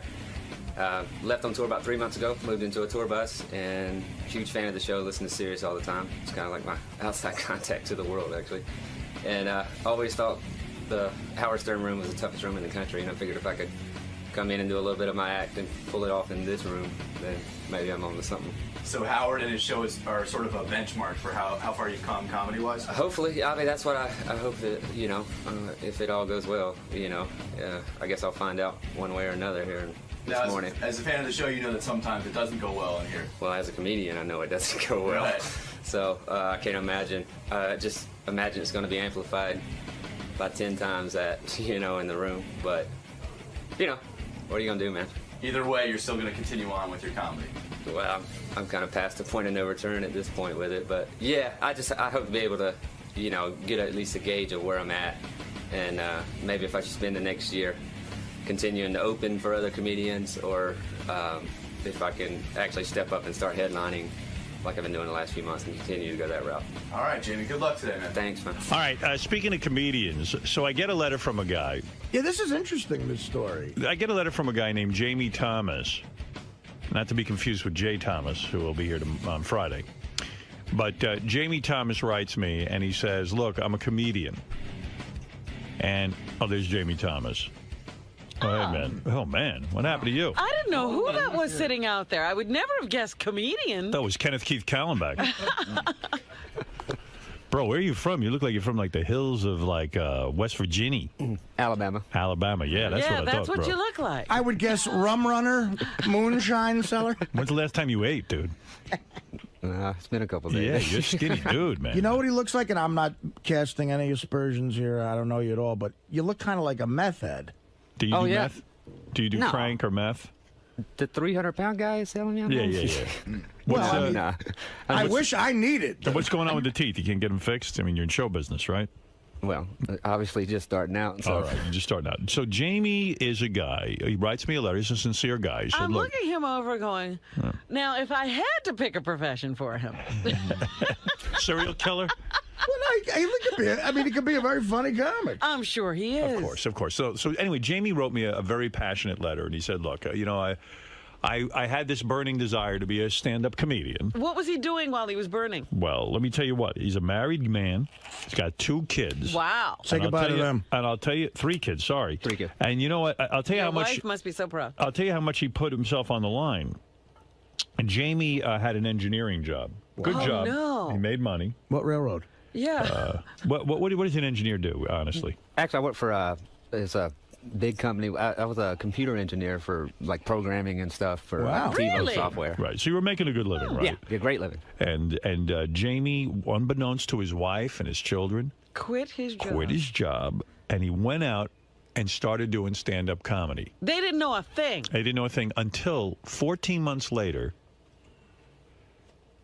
They couldn't pay the mortgage on the house. And Jamie announced to his wife, listen, the reason I can't pay the mortgage is I gave it all up. I quit.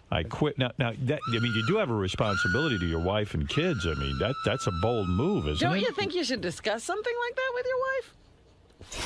Yeah, in hindsight, but that was just kind of the way it worked. Or went. All right, so you lost the house. They had a beautiful $500,000 home in Georgia, right? Yeah. Which gets you an estate in Georgia. That's my God, they own half the state. It was like 6,000 square feet. They sold the house, and they bought a tour bus, and Jamie put his kids and his wife on a tour bus. Now the kids aren't getting any education. They're very young. You want an idea what this tour bus sounds like? Will was trying to interview Jamie yesterday. Tour bus. Now, what do you mean by tour bus? You can imagine what this tour bus must be. It's you and 3 kids and a wife. And how big is this just tour bus? 2 of my kids, but 2 of the kids. Yeah, my smallest ones, youngest ones. I see. Okay. It's just a 40-foot long tour bus. You have enough gigs to support a tour bus? Like you No, the $500,000 house supported the tour bus. What do you mean? Where's your youngest one? You left him somewhere? No. My oldest daughter lives with her mom in Birmingham. Oh, okay. I had a daughter when I was in the military. Oh. Oh boy, this is complicated. She's lucky. It gets there. Yeah, she's real lucky. Who does she live with? Her mom. Her house doesn't have wheels. Right, so 2 of the kids live with you. Yes, sir. And your wife. Yeah. Just to give you an idea what that sounds like when you pack 2 kids and a wife in a tour bus, just listen to this as Will attempts to interview Jamie yesterday. Hey, you knock it off. What happened? Hey, come on.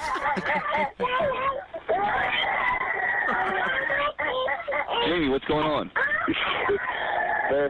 She got in a fight with my bulldog, and who the kids did? Yeah. So, well, my son, there's a dog my on little there. girl, There's a bulldog. Oh man, she's a handful. So you guys all on a tour bus right now? Yeah, they're in the back or whatever. Apparently, my 2-year-old got up and whacked my son in the head and then poured Gatorade all over him. And then my bulldog decided she didn't like it and bit my son. Well, not bit him, but it's like I have an English bulldog too to travel with and stuff. Wow. So who's crying right now? That's my son. Except the dog got in between him and the dog's real protective over the girl. Right. So we got in between them. Not exactly Van Halen's tour bus. No. So you do that pretty much all day, every day. 24/7, man. Oh my God. Living the dream. So Jamie wrote me a letter and he said, "Listen, I want to know, am I wasting my time?" In a way, listen. You've in a way, already wasted it. I mean, this is too late to ask. I mean, at this point, it's sort of disingenuous because if you think about it, Jamie, you're not really going to quit the business if I tell you you're not funny, are you?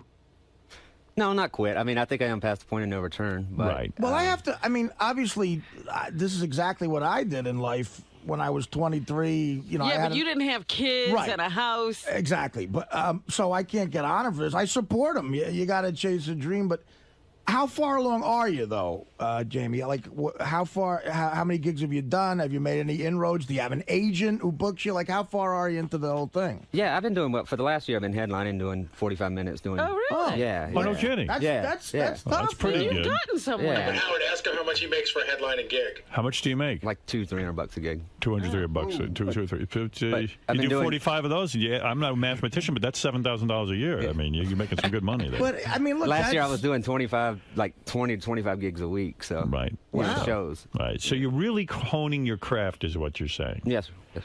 I see. And you want Howard to evaluate? I don't think mind it would have been better before, like when you were an engineer. Yeah. Well, what do you have? Do you have a tape of your act? No, I'm gonna get up and do a couple minutes. He's going to do a few minutes for us right now. Oh, well, all right, great. That's pretty brave. That's very brave. That I mean, is look, incredible. if And you you can do had 45 minutes, that's great. And you had well, it depends on the quality of the 45 minutes. Well, I could do 45 minutes. Jeff but, the drunk can do 45 Right. minutes. But comedy club audiences, if the first 15 ain't good, you ain't gonna get through 45. right. Now, are you going to be able to take honest opinions from myself, Rob and Artie, even Fred? Are you going to be able to? Yeah, that's not a problem. Not a problem. All No. right. Well, you How seem is your wife dealing with all this? Is she a happy woman? Well, considering she found out about everything 2 weeks before Christmas, she's great. She's been just supportive. Where are your kids and wife parked right now? I mean, honestly, where I had are a you? gig earlier this week in Stroudsburg, PA, up in the Poconos. So they're parked there. Yes, sir. You And I drove in. We pull up, the van behind us as well. So Right. So you pull in the van with the kids and the wife. Mm-hmm. They park it in Pennsylvania, and then how do you get here? We pull a van behind the tour bus. A van. Yeah, they're in the bus. He's got the van. It sounds like quite a lifestyle. It's it really insane, does. man. It does. So, Oh, you said they're very young. I'm worried about these children. No, my son's 3 and my daughter's 2. and you had a tough upbringing, right? You grew up poor, right? Very. Yeah. You Very. grew up where again? Southern Alabama. Southern Alabama. Yeah. And both parents were retarded? Well, my mom more so than my dad, but yeah. It sounds like they had a retarded son. No, wait. No, come on. Dude, Wait. I hope you have some This is material on serious. that. Oh, I do. I thought I was Einstein until I was like 15, man. Yeah. You Because probably I was thought so you- smart, I was like, what the fuck? What do you mean? Your parents were both legally retarded? My mom is, I guess, just slow adult. I don't know what you I know. think And- I saw a special about you. Your mom is a slow adult, and what's Yeah. with your dad? Same thing, just He's not a as slow bad. adult, too. Yeah. Where did they meet? In a slow adult program? They Yeah, one of those very, apartments. actually, In a yeah, mailroom. yeah. Did they meet in the mailroom? No, Where'd they meet? They met exactly what you said. I mean, they went to a special school and met Right. there. They were on that short bus. And they were There you go. probably told, look, don't have children. Yes, that's right. And Yeah. they had 3. 2 of them got the same condition they have, and one of us didn't. You were like the Lord of the Flies. I guess so. You're Like telling that. me you have 2 brothers? I have a brother and a sister. And both of them are slow adults? Yes. Holy cow, that had to be a very depressing And you upbringing. become an engineer. They look up to you like, wow. And you're the genius in the family, so you had to, support them? And In a lot of ways. Well, I left home at 16. I got emancipated. And I got accepted to a math and science academy in Texas. Went there to finish high school. Then joined the Air Force. Can I ask you a serious imagine, Howard? Can I ask you a serious question? Sure. Do you believe that slow adults should be allowed to have children? No. You don't? No. Because Even though you wouldn't be here. Not because of, in my case, a normal child can somehow, you learn to take care of yourself. But in my brother's case especially, he never got what he needed. Now he's serving a life sentence in prison. He's 18 months younger than me. For what? It's 3 times. It was a 3 strikes you're out policy, drug trafficking, all kinds of stuff. But And he just got involved. He always wanted to fit in, you know. So he was willing to do anything for anybody, and he got in trouble too many times in the state of Texas. So in other words, being a slow adult, he didn't have a parent that he could turn to and have the world explain to him. They still don't, you know, they don't know how to deal with it. You know, help him or, you know, usually we're so tough on criminals, but I'm sad for him. I mean, when you tell me that, it's like, how could he not have gone wrong in life, you know? Yeah. And for me, as weird as it might sound, like I'm kind of happy because I know he's somewhere and being fed and safe and all that kind of stuff. What's and, up with your sister? My sister does okay. She is closer, I guess, to my dad's condition than my mom's. Yeah. So So she's married. Yeah, exactly. You know. If she's halfway decent looking, she could get married. Some dude will support her, and she'll be okay. Exactly. For a boy to have two slow adult parents and be a slow adult and not have anything explained to A girl him. can survive that, is what you're saying? Yeah, she got by. You know. You must really be fucked up in the head, huh? Yeah, I guess so. Yeah. That's a good recipe for comedy. Pretty crazy things happened when you were a kid. Were you embarrassed? Yeah, it was insane. Were you embarrassed by your parents when you were a kid? Very. It took me. I was probably 30 years old before I was even able to acknowledge. When I left home, I left. Right. You know, I mean, I got emancipated and just left. I went off, finished high school, got myself through college, went in the Air Force, became an officer. Oh, shit. Yeah. It was almost like being raised by wolves, I would imagine. Yeah. Hey, Howard, what is your a very sensitive outlook on it. And so what is your IQ? Do you have a high IQ? Actually, I got tested. It was like 131. Wow, that's very high. Yeah. That's so, bordering on brilliant. You know, it was above average, I guess, but in my house, it was Einstein. I literally thought I was, you know. And did your parents ever say to you, listen, you're the smart one here, it's up to you? They came to me for everything. Like what? Like what? Anything. Like whether it be money? Managing the bills or the budget or how do we do this. You had to do the shopping, you had to do everything. Or help. Yes, Dad, now you exhale, now you inhale. So you became a parent, in a sense, to your parents. In a sense, that's the reason I got out of there as quickly. Yeah. I just couldn't, the burden became a lot. You were lucky they knew what to do with a baby. Yeah, well, my grandparents played a huge part. They were You there. still don't know how to use the toilet. Did you? So this is a tough upbringing. Man, I feel bad now. How am I going to tell you you suck? I was if you very suck? fortunate. I'm just, you know, this is just the stuff that kind of shaped well, if me, they say comedy comes from pain, you must be hysterical. Well, if Richard Pryor sat here when he was 19 and told you his... we'd have been sorry for him, yeah, too. Do you do material about your retarded parents? Yes, I do. You do? What do you say? I mean, can I ask? I just talk about what it was like being raised by them. I mean, how confusing it got at times, or, you know. Are we going to hear some of that today? Actually, I'm going to do something about my brother. The bit I had involved him a little bit. Oh, that's good, I was going to do some stuff about that. Hey, Howard, I wondered, like, when you were a kid, did you ever come home and find anything, like, really weird going on? Like, I don't know, like there was a fire in the house or your parents left the gas on? Like, it must have been a huge burden for you. No, not that intense. I mean, like, I would come home to, you know, obviously, like, electricity had been cut off because bills hadn't been paid, or, you that know. kind of thing. Like, my dad never could see past, like, the next day. He had a little bit of money and got him through today. Would you be like a junior high school and then come home and the electricity was off and you'd be the guy that would call the electric company? And try to get someone out there, or get it resolved, or go bum the money from neighbors, or you know whatever. what's weird about it is like what you're saying is, because you're a child of this, that slow adults should be sterilized. Absolutely, because they can't take care of a child. And like many people in Alabama, do you feel the same way about Jews and blacks? No, I actually grew up in it was majority black neighborhood. I believe that. You know, Yeah. I mean, just from being support. I mean, I didn't realize it was the projects until I left Alabama, because in the South it's called homes. Right. So I used to think, well, I don't live in the projects. I live in the homes. You know? Like when you were a little kid, how did you even learn how to go to the toilet? Like your parents probably. No, they're didn't not teach that you. bad. Yeah, I mean, right. they're not like they're not like Gary the retard, I guess. Right. They're more like Wendy. Yeah, the retard, and maybe Andrea without the looks. You know, they just didn't know how to. I hear and you. my mom. Wow, Andrea without the looks. Remember, like Bill, the slow adult. That That's guy. exactly what I was thinking of. There was a guy. Every mailroom has a guy who can function in delivering the mail, but has trouble making decisions. Exactly. That was it. I mean, my dad he drove a truck all of his life. You know, he could do that very well. A functioning guy. For the most part. Now, Yeah. and my mom, she could never really hold a job or whatever, but. It was intense. Nah, it really wasn't. I mean, as crazy as that might sound, you know. Let me ask you something though. Did they really love each other? I don't know. I don't know if they did or didn't. Did you ever visit him or anything? I haven't. I seen my dad recently for a brief moment. Did he recognize you? Yeah. See, when you say it wasn't a tough life, your actions indicate something different. You haven't even visited them. Yeah. In how many years? No, I have a lot of anger. Now that's a whole different thing. Okay. But as far I mean, the things I've been able to accomplish and go on and do on my own, and my kids, my wife now, the family I'm married into. Let me ask you I feel something, very though. blessed. Were you scared your kids would turn out slow? Very. Yeah. Terrified. Yeah. Terrified. And they're all right. They're I mean, unbelievably smart, actually. They're all midgets. They're all midgets. Yeah. Well, you want to do a little of your stand-up? I'm anxious to hear it. Sure. And I think I'm probably just going to tell you it's really good no matter one what. more thing. No. I think Yeah. that maybe he wasn't able to handle all that success. He had to mess up his life. Yeah, maybe. Because he's so used to dealing with messes. I don't know, man. That's he's kind of dealing with a mess right now. Oh, boy, did he make a mess. Gary in Boca Raton, Florida. You're on the air. Gary in Boca Raton. Go ahead. Hey now. Hey now.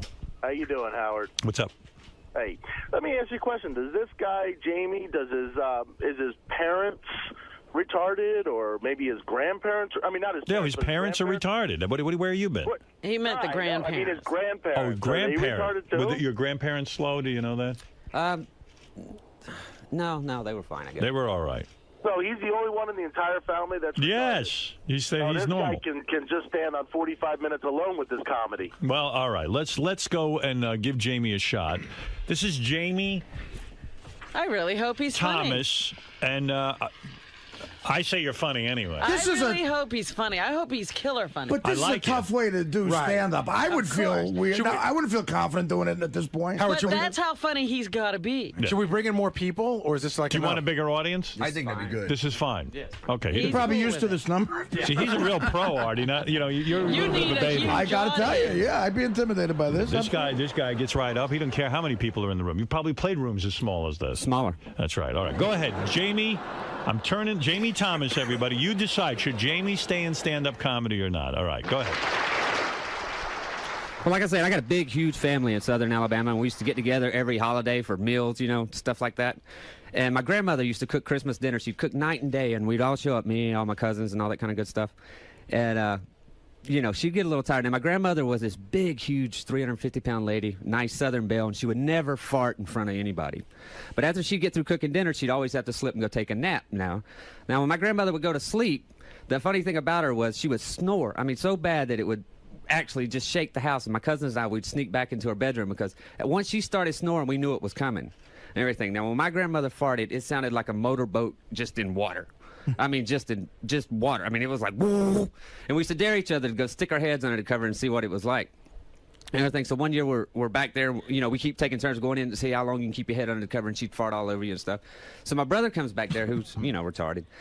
And my brother, he always wanted to please. Now, all we did was just stick our head under the covers, but of course we tell my brother, you got to get your face as close to her ass as you can. Now, I don't know if you've ever seen a 350-pound lady fart in a retarded boy's face, then wake up to have that retarded boy stuck between her legs. But it is the craziest shit you will ever see in your life. Right. Now, my grandmother wakes up one time and here my retarded brother is literally stuck between her legs because she's a big lady, and she's just yelling because she doesn't know what's going on. And every time she yells, a fart would come out and just blast her in the face. That's it? Well, Will said just do a minute or two. So all right. Okay. I mean, I can do other stuff, I guess. What the hell happened? One story? One story. That's all you gave Jamie? Go ahead, Gary. What is this? Can you do another minute or so? Yeah. All right, go ahead. All right. I was rolling with you, but then it got cut off, kind of. Felt like it died in the middle, right? I could have went. I was just trying to keep it slow. All right. Rob, what do you think so far? Well, I think, this is part of his stand-up act and probably works better in a nightclub. This wasn't the right sort of It's also not how you start momentum. Right, it's not how you start an act. Like, he wouldn't come out and start with that. Like, No. Give us your first 2 minutes. Can I say one thing? Go ahead. Just, that's a funny story and stuff, but in a club, do you have any bits that have more, definite set-up punchline type And that stuff? people can relate to. That's a funny story, and it's great to tell stories, but do you have any stuff that's, set up punchline more like a... Yeah, you got a traditional stand-up. Yeah, you got to warm make a up quicker the hit. audience. Hey, by the way, I was just trying to jump into something. You also said you're a computer guy. Can you fix our computers? And if this doesn't work out? If this doesn't work out, maybe I'll go back to it. I was just nervous. Give us another minute or so. Go ahead. If you got anything. How do you start? Yeah, how do you start? How do you start your act normally? Right. Well, just last night I came out and said, all right, it's that time of year again where the president, it's time to vote for the next president and everything. And I was in the military for 6 years serving under Clinton. And we used to travel all over the world, and there's some crazy places to go and everything. But the idea of having a woman in office just scares the hell out of me, because just like any American boy, when you look at a woman, the first thing you think is, can you fuck her?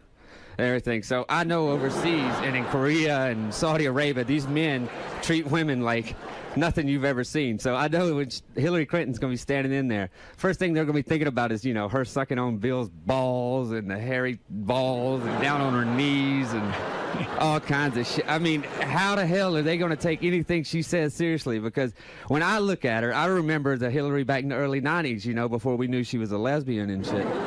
And I mean, I hope you have good entertainment attorneys as well.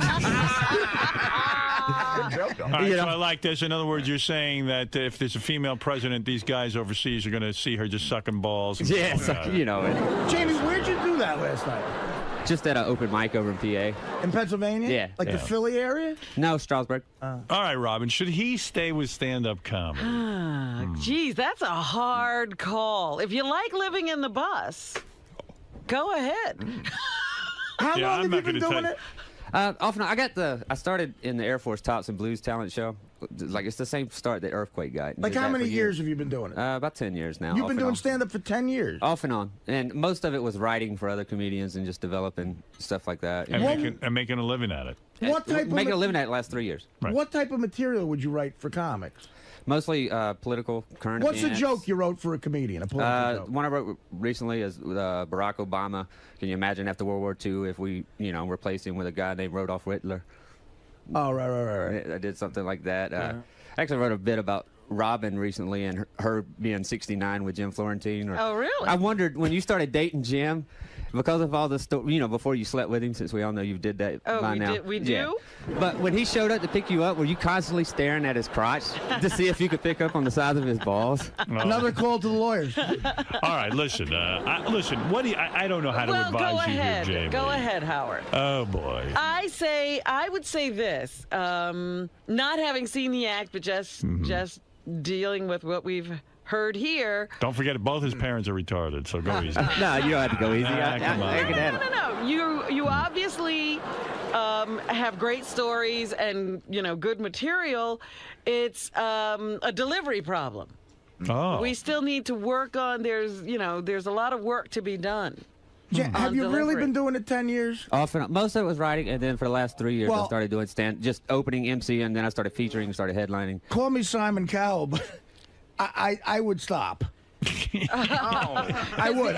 He hasn't gotten any better in 3 years? Well, I'm going to say one harsh thing, and I'm going to give you another nice offer because, again, I've been doing stand-up on and off for 20 years, and getting up in a room like this is so hard to do it. It's terrifying. That's why I think in this room you should have went for maybe definite setups and punchlines instead of a story. Okay. But based on what I saw, if you've really been doing it for 10 years, I don't know if it's going to happen, man. But that being said, what you want to do 5 minutes on one of my shows? Oh, I'd love it.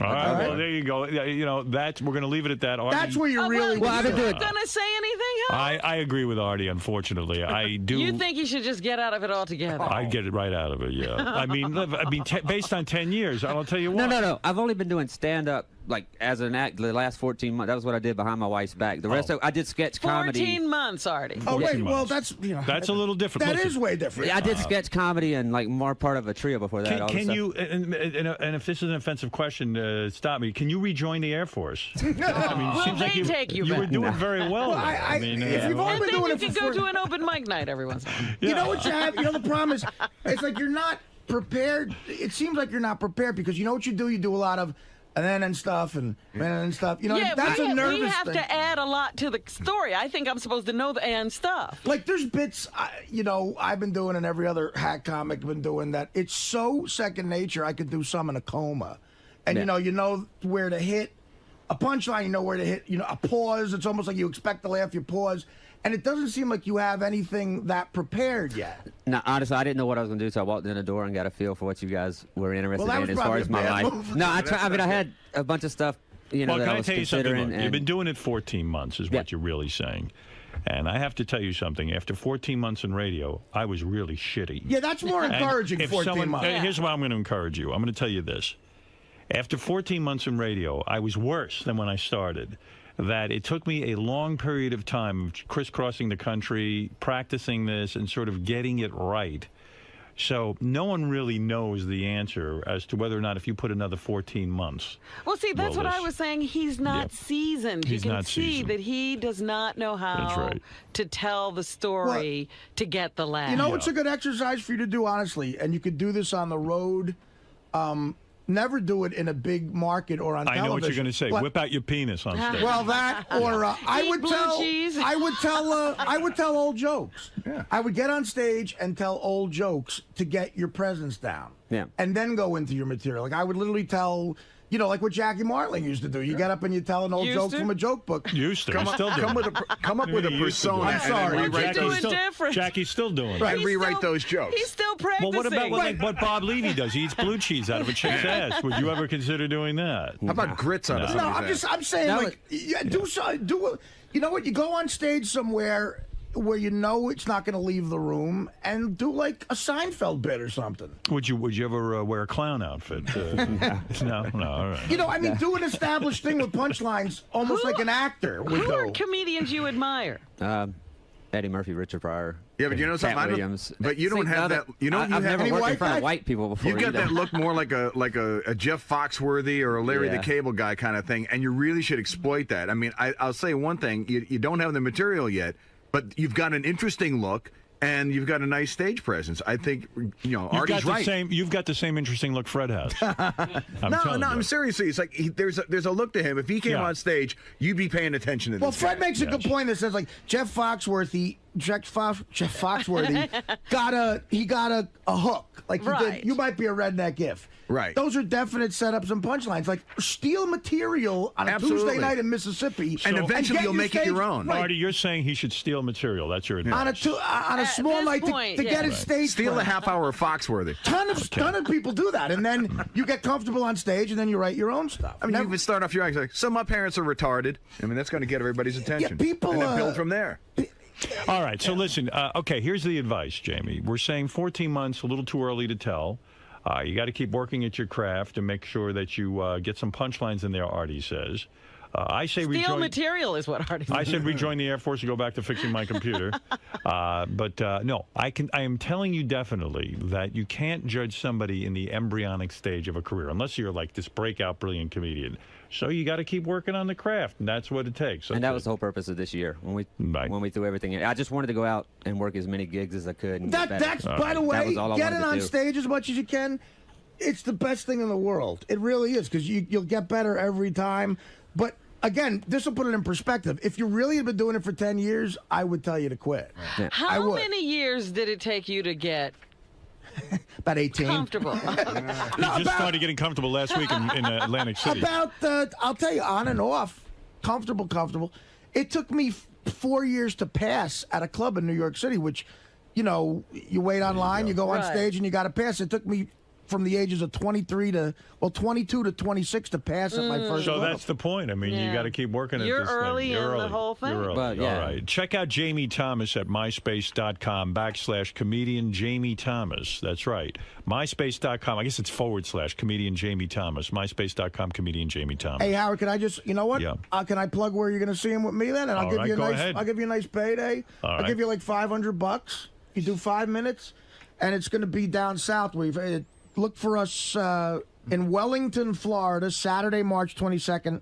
The Cultural Trust of the Palm Beaches. So it'll be myself, Jamie Thomas and Artie Lang. and Greg Fitzsimmons. All right. And the great Eddie Brill, and call 561-333-4948. March 22nd, Saturday.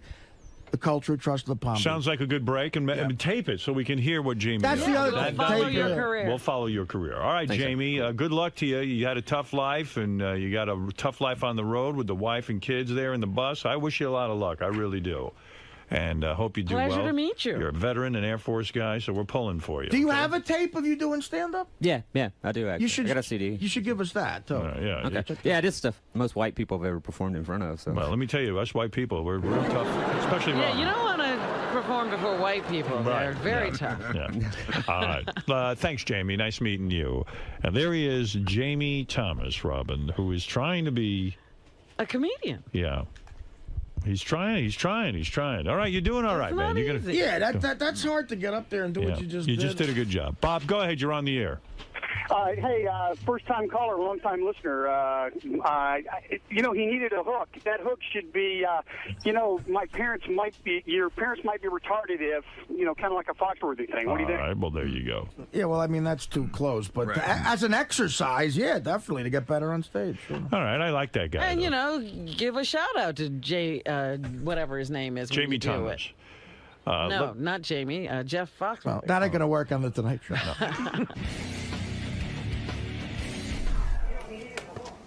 Hey, Jamie. What's up? What's up, man? Can I talk to you for a second? Hey, come on over here. So, not a horrible review, man. Not fucking horrible, man. You're not happy with it? No, I had no idea what I was doing, so I went in. I couldn't decide and went with the wrong shit. Fuck. But they didn't give you a completely bad review. They sort of said, work on some delivery. They saw a definite potential for, Yeah, but I've been doing it longer to know that, man, I should have. What were some of the things you thought you could have gone into better? Like, what were some I other... wasn't clear about the bid I was going to do, and when I got in there and they started asking all the questions about the family, I went with something that had worked a few weeks ago right in the middle of my act, and didn't remember it. But they even acknowledged that that's not an easy way to get into your comedy, to just throw you under the spotlight in the middle of your routine. Yeah, it's not a traditional way. I should be better than that. Wow, you're being hard on yourself. They gave you a pretty good review. They said you should keep doing it. Plus the fact that Artie's going to give you a shot to get up on stage. I mean, that in itself could be, a chance to, if you felt you didn't do so well today. You got a shot with Artie? You know what I mean? You got a shot with Artie, you got a shot of redemption, so. Yeah, hopefully. I just... No, it's cool. John, you're on the air in Boston. Go ahead. I can't stand Robin. Thank you. What? I can't stand you either. I thought she was just being incredibly nice. You're giving comedic advice. What advice do you have? I happen to be a huge fan of comedians. I'll say. And I've slept. Never mind. Wow. She's sleeping with one. You know what? That's how big a fan she is. She gives and gives and Let's gives. just say last night she had a funny bone inside of her. Oh, yeah. It's like the old Levy joke. Silly. A 6-inch funny bone. What is it, Gary? I think Jamie's upset. Why? He looks kind of depressed. I think he's a little shell-shocked, and I think he feels like he went with the wrong material, and I think he's a little bummed out. Jamie's bummed out. I thought he got some good feedback here. He got a shot with Artie, and we've said that he's a beginner, and he's got to. I think he was telling Will that he feels like he blew it, that he didn't go with the right material, and. He looked a little depressed walking Well, out. I've had that look a million times. I mean, honestly, do you know how many times I've bombed and every comedian's bombed? I mean, I bombed as recently as like 3 weeks ago. And it's not an easy thing to do. Well, tell him he should come back here in 2 years, and his parents are welcome here anytime. Well, look, he'll be in front of a crowd. This could be regular. March 22nd, he'll be in front of a crowd, and we'll tape it. If he brings it, it'll be good. All right. Yeah, there's another day. Let me speak to him for a second. He had a presence. We're saying he's got to develop. Jesus Christ. I mean, why are you walking around bummed out? Oh, no. Be honest. Be honest. You bummed out? We gave you good feedback here. You got a shot with Artie in front of the audience. That's great. Yes, sir. You got. Look, we're telling you, you got something going on. We don't know what the fuck you got, but you got something. No, I know. I appreciate it. I was just being. It's just an honest reaction, man. Dude, 14 months. It's really so in the early beginning. on. Yeah. You're likable. Definitely, that's for sure. And as Fred said, you have a look. And Fred knows all about that. I think he could really exploit that. I mean, you just brought up something. Could you imagine, talking about the first time, he brought his wife home to meet his parents?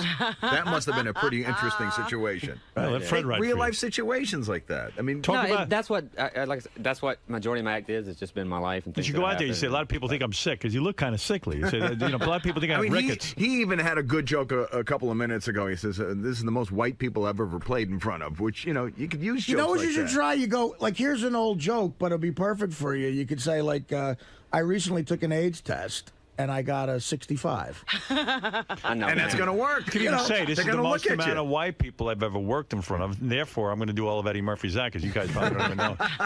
You guys are all too scared to sit in front of him. Right. All right. So listen, don't be bummed out. Get out there. No, Keep honing your craft. All right. Go ahead. I relate to it, man. You shouldn't be bummed out. 14 months, we'll do this gig, you make some money, you'll be all right. All right. Hold $500. Come on.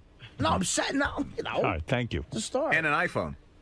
Yeah, And an iPhone. We'll give you Benji's iPhone. The last thing he needs. We could call the Air Force and beg for his old job. I feel bad. He really is bummed. Hey, he Well, is. of course. I can tell. Oh, whoa. He's doing okay. Nobody said no. Well, you know, I mean, I'm terrible. thinking he's thinking this is his Tonight Show. I know. It's I the understand launch. you have some retarded parents there. Man. I so relate to that feeling. I just, I like the guy. and he's a great guy. He had a Now certain... you know what it feels like to be Simon Cowell. It ain't good. Yeah, Simon looks all bent out of shape over what he does in his Bentley. Like he could give a shit.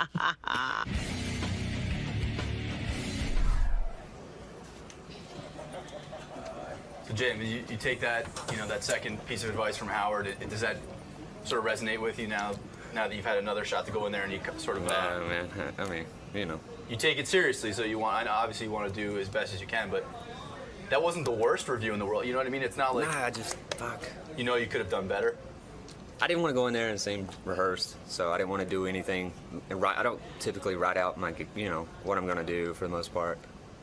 And I didn't want to come across as rehearsed and contrived. So you tried to sort of parlay the stories about your family and. I tried to just go in there and take the kind of get a gauge of the room, go with what they found interesting, and then do something about it. I should have just done something that I've did 100 times before on stage, But you tried to sort of improv and get into something about your family and story about your family. and it just didn't work out for me. But they said you have a good presence. You have good stories. It's just a matter of delivery, and coupled with the fact that you just jumped right into it, in a way that you're not used to. I mean, that's just tough. I mean, yeah, I honestly thought I had 90 seconds to, and that was all I was gonna get. So fuck. Yeah, man. I mean, you're beating yourself up. You're gonna get a shot to go on stage at an Artie show. Yeah. Actually get a good opening, slot and get some notoriety. So I mean, definitely got something to go on from here. So. Yeah. All right, man. Well, good luck, James. Thanks. Uh-oh. He's right here. He's in there. Hey, Jamie. How you feeling, man? You all right? Yeah. Dude, believe me. Why did you say 10 years and then why just? I was just saying total for sketch comedy. Right. Well, sketch comedy is insanely different than. It was a traveling sketch comedy show. Yeah. But I don't know. I just said on the air. I was doing it about as long as you did, and I took. I was way worse. I mean, that's the thing. I was way worse, and I got better at it, and I'm making a living at it. So, obviously, that's encouraging. So keep doing it. I'm gonna keep doing it. I just, you bomb it once in a while. I know these people. I'm comfortable. I've had this job for 7 years, and I, as an established comedian, I could not get up in a room like that on a radio. It's very, very difficult what you just did. It's harder than in a club with a crowd. So, we'll do the gig together, and I know I'm relating to what you're going through, but you're being way too hard because that's not a very it's not a great situation there. That's a tough room. I bomb in that room every day, and you far from bombed. It was fine. You got No, I bombed.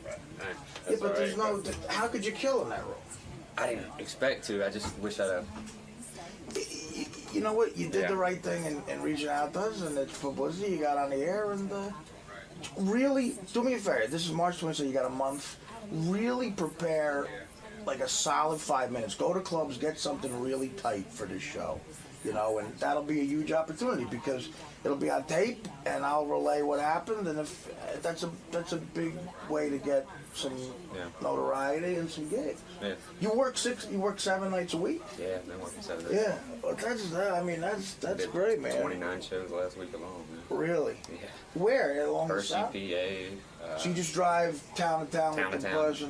Go past at the club and get booked. Well, dude, that kind of work ethic is unbelievable. Something's got to happen. Something's got to happen. I went with something I did before, Well, second guess the material, that's something I've done a million times too. It just, it was a story you were telling, and it needs more like a boom punchline, you know? Yeah, I didn't want to sound rehearsed, you know. Right. Well, Thanks just, for that. you know, just don't bum out about it, and I'll see you March 22nd, man. You know? Thanks, sir. Be good and live for another day here. It's a shitty business, anyway. It's a shitty business. Bunch of assholes. Good luck with everything, Jack. All right?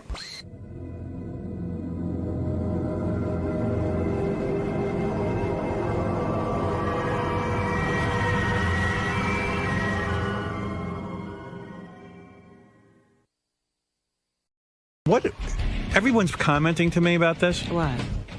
So Robin, like right on her desk, like right where she reports the news from and where she sits every day, there's a big gallon jug of like urine-colored liquid, and like it Why can't. is it everything I do gets so screwed? And everyone said, like, there it is, and it can't leave her side. Can't leave my side. Like it's almost like your baby bottle. Like it's like this. What the fuck is that stuff? Look at this. She comes in with big gallon jugs of liquid. Yeah, what is it, Rob? I don't know what goes It's got on a in there. bunch of minerals and stuff in it. What is it called? It's called water I mix up. I told Gary, I said, I think that's Dr. Ronnie's urine. Her actual It's urine. very precious, very precious. It's lower than it was this morning, so what's in it? What do you mean it's lower than? So I'm drinking it. Is that your liquid diet stuff? It's minerals. Someone gave me a report who will remain anonymous because it bugs you when you're this scrutinized, but someone said you're back to eating bread.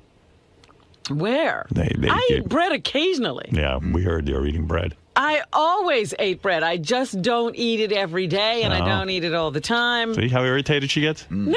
You're irritated. But no, that's some spy. Ooh, I saw her eating bread. You don't like people spying your gallon jug, though, right? That's private. Well, this is ridiculous. I don't know what they're drinking. What is and it? it would never occur to me. But where do you get this drink? How does this drink come to you? From a naturopathic doctor. And you mix it with a powder? A bunch of liquids actually go into the water. What do you mean a bunch of liquids? Different kinds of liquids that replace minerals that I am lacking. So it's water, but there's no water. Yes, there's tons of water. There was almost a gallon of water. I poured some of the water out and put the minerals in. Do you understand, Artie? No, I mean, don't ask me about minerals. You know, so what else is in it? I mean, exactly. What's... Yeah, I couldn't how do tell you you make the it? names Like, of these where did things. you get this jug? Where did you... I got this jug from a supermarket. It's just Right. distilled water. Right. And you emptied the distilled water. I emptied some of the distilled Right. water. And then you put in what? I put in little tablespoons of these different minerals. In liquid form. Yes. And where do these... And some Active C and some others. I don't know. It's just a bunch of stuff. And who told you how to make this drink? A naturopathic doctor. Not Dr. Ronnie. No. Wow. I picture you in there. Eye of Newt. Yeah. You know, it's like one of these. It's wild what goes on Actually, there. I that feel jug. like a chemist making Right. up all this stuff. Well, you know, Do you say a blessing over it or anything magic? No, I don't bless it. So, wow. Actually, I'm on another 30-day fast, so that's part of it. Oh, when did that start? Why? Because you have Saturday. Because you have you still want to lose more weight, right? Sure, and I just want to, I told you, I have a very toxic body. I'm taking care of it. You love it. You're not eating for the next 28 days. Yes. So Aren't you depressed? So No. so that's you're going to live on that drink or that maple syrup No, drink? there's a lot of drinks. I have You're going to drink for 28 I've just days. been drink. I have shakes to drink and this to drink. What's in the shake? There are different kinds of shakes. So it's not a true fast in the sense that the shake is like one of those protein drinks? A couple of them are protein drinks. They're mostly juices. Uh-huh. That's different than the last fast. Yes, it is. Right. Wow. Let me It's ask you, actually so much fun. do you have I any enjoy it. Do you have any What? Nobody's Just say- over here complaining. If I give you this suggestion, don't get angry. How about 3 meals a day? I eat 3 meals a day or whatever when I'm eating. This has nothing to do with that. It's not only Seems about so weight severe. loss. It's not severe at all. It's very nutritious. Oh, you've got to be miserable during it. I don't Yeah. care. You can put up your bullshit facade. But I don't eat like you anyway. I see. I eat lettuce every day. Well, that'll That's just not going to last. You can't eat lettuce I don't every day. even care about what things taste like anymore. Right. We'll see. Wow. Whatever. See how you want. But you're back on bread. I'm not back on. I was never off bread. I eat vegetables and grains. What is the big deal? I don't eat meat. You I don't eat eat animal products. You don't eat bread the way Richard don't drink. I never said I didn't eat bread. So you're losing lots of weight then. You're not eating anything. I hope you are. I Yeah, mean, she clearly I don't has. understand what's going on here. What are you saying? I don't know. You should have lost all the weight you need to lose by now. That's because I have this metabolic syndrome. It doesn't happen. It doesn't matter what I This drink is... throw that drink out now. Why? Because it's not working right. I don't like what it's doing to you. It's going to make you grumpy. I've been on it for 2 days. I don't like I've it. never been... This is not right. Just eat something. I eat when I eat. Right. Go back to your bread. What is your metabolic syndrome, by the way? I have no metabolism. Oh, stop it. All Stop right. it. If I put you in Africa... You should have seen my blood studies. Forget it. I couldn't survive Africa. Who could? Who told you have a metabolic syndrome? I did. You decided this. Yes, I decided that. That's insane. But my blood studies, some of my levels for immunities are down to 0. I have no blood. Who told you that? You have no blood. Who conducted these blood studies? I've been a real anemic doctor? all of my life, Howard. But did a real doctor tell you this? Real doctors, Yeah. fake doctors, everybody has Right. always told me I've been anemic. I've never been able to give blood in my life because my blood count has always been low. Yeah, Scott, you're on the air in Boca Raton. Hey now, Hey hey now. now. Robin, I feel bad for you. First, I love you, but you got to do a couple of things. One, you got to get to a real doctor. Howard should send you off to one of his people. Oh, I'm not going to any real doctors. I was at the real doctors. I mean, metabolic syndrome, that's like I've got a thyroid problem. You're a healthy, vibrant, beautiful woman. You've lost the weight. What about like eating just a few normal meals a day, 5 times a day kind of She thing? won't do it. She wants this drink. And I'm against Oh, my God. We got to get her into Ben Stern's rehab for eating center for 2 weeks. He'll square her right. Now, what does being anemic? What does being anemic have to do with having a slow metabolism? I don't understand the correlation there. Well, quite frankly, what starts the engine is oxygen. You need oxygen to combust and create that digestive fire. If you don't have a normal blood cell count, you're getting less oxygen into your system, and that creates a syndrome. See, Americans, Chris Rock does a routine on it. Americans always have syndromes. This is, I don't know, this drink. I see that big jug, and I get nervous for you. It's just water. Really? With minerals. And that's going to be your whole drink for... Minerals, trace... No, this is... again, I told you I'm drinking shakes. There's Now, what is that shake you drink? That was a protein All shake. right, how many of those shakes are you having? Those? Yeah. I have 2 of those. 2 of those a day? Uh-huh. During the fast? I have other juices and things throughout the day. Okay. But if you ate right, Robin, you wouldn't need to be drinking minerals. Ate right. I can't even digest meat, sir. So don't suggest it to me. Meat. Other than Florentine, no meat needs to be eaten.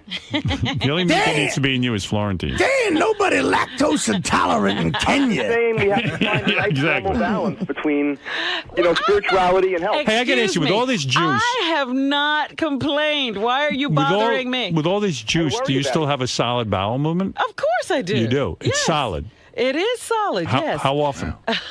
Not once a day, not if you're just drinking juice. Yes, I do have. Really? Yes. I'm shocked to hear that. At least once a day. Is it easier to wipe? Like, is there less residue? What is wrong with you? And what do These you mean questions are you ridiculous. can't digest meat? Can I we? really Where's the can't. medical record on that? That's what was wrong with me. I felt miserable all the time because the stuff would just sit in my Howard, stomach that's like true. lead. That's true. That's true. One time after sex, she had a movement, and there was a McDonald's Big Mac from 1969. I saw the package. Oh my God. Your movements must be way different just from drinking juice, I would imagine. I mean... Well, you imagine all you want. I imagine your movements. That's what I do on the weekend. I imagine your movements. I'm so happy for Good you. for you. All right, look, I'm not going to bust your balls. I'm just worried about you. That's all. Don't mistake my concern for not caring. I care. Fine. Don't I look fine? You I'm look not the good. one complaining No, about you being look good. tired all the time. No, you look good. I got to admit, I'm tired. I am tired. Robin, this afternoon. Artie's falling asleep now. He's eating. Well, his eating's out of control. I'm not suggesting you eat like Artie. Maybe I can't digest meat either, and I just eat through it. During the fast, will you do rounds of coffee enemas? Will you? Surely, I Yeah? always do Yeah. coffee enemas Regardless. when I'm fasting. Yeah, you do. Yes. When is your next coffee enema scheduled? Tomorrow. Will you do it with Judith or on your own? I'm going to be on my own, I think. And you They're picked up, closing Starbucks in Jersey. you picked out your own coffee already? Yes, you have it in your I have house. the coffee. It's in your house. It's in my house. Is it a new coffee or the same one you always It's use? the same one. What is the brand? I don't even know. I get it at the health food store. I don't pay attention Why except not? that it's the right kind. I'm going to say something crazy. Why not use the mineral water for that urine-colored jug for your next enema? Why not shoot that into your ass? Because that would not be the use for my urine-colored jug. You know what's great is You would never drink coffee and then put the urine in your ass. No. Yeah. But the urine, it's not urine. Will you do it yourself? What? The enema. Yes. Yeah, it will be unassisted. Oh, my goodness. You'll lay down on the floor and stick a tube in your ass That's and right. hold the coffee water as long as you possibly can. I will hold it for 10 minutes if I can. Wow. Is that your record, 10 minutes? No, my record is like 20-something. You've held 20. a coffee enema in you for 20 minutes. Jeez. And you think that's doing something, right? You're sure of it? It was recommended to me. I'm doing fine. I continue. Wow. You know What what's is it, great? Richard? What quickly? If you're with Robin and you don't know what her diet is, she gets mad about it because at John Hines' bat mitzvah, she was in line for the food and somebody goes, Robin, you got to try this roast beef. And she goes, I don't eat that stuff anymore. She got really offended. Oh. And then, Is that right? I got offended? it seemed Who like said it to me? I don't remember. How dare you? Don't you know? Don't you tempt me with that beef. And then one day, What rock have you been under? I was telling Robin about my new coffee machine in the break room one day, and I go, Robin, have you tried these flavored coffees? She goes, I don't drink coffee anymore. She was But why mad put I it in didn't your know. ass? It's the same thing. You're absorbing it. Might as well drink no, it. I let it out. Yeah, but it's absorbed. I mean, It's not absorbed as much as when you drink it. right. It's funny she won't drink it, but she'll put it in her butt. That's right, Richard. And it's funny that you throw up on your shoe. We all How much have coffee? problems. How much liquid do you put in your ass and hold for 20 minutes? Like, have you ever? Like, It's what's a quart. a quart of water? Yeah. Does it get uncomfortable by 20 minutes? It gets uncomfortable in 1 minute. It does. And why 20 minutes? The longer. 20 minutes because I wasn't having any problem. Some days you could just lie there forever.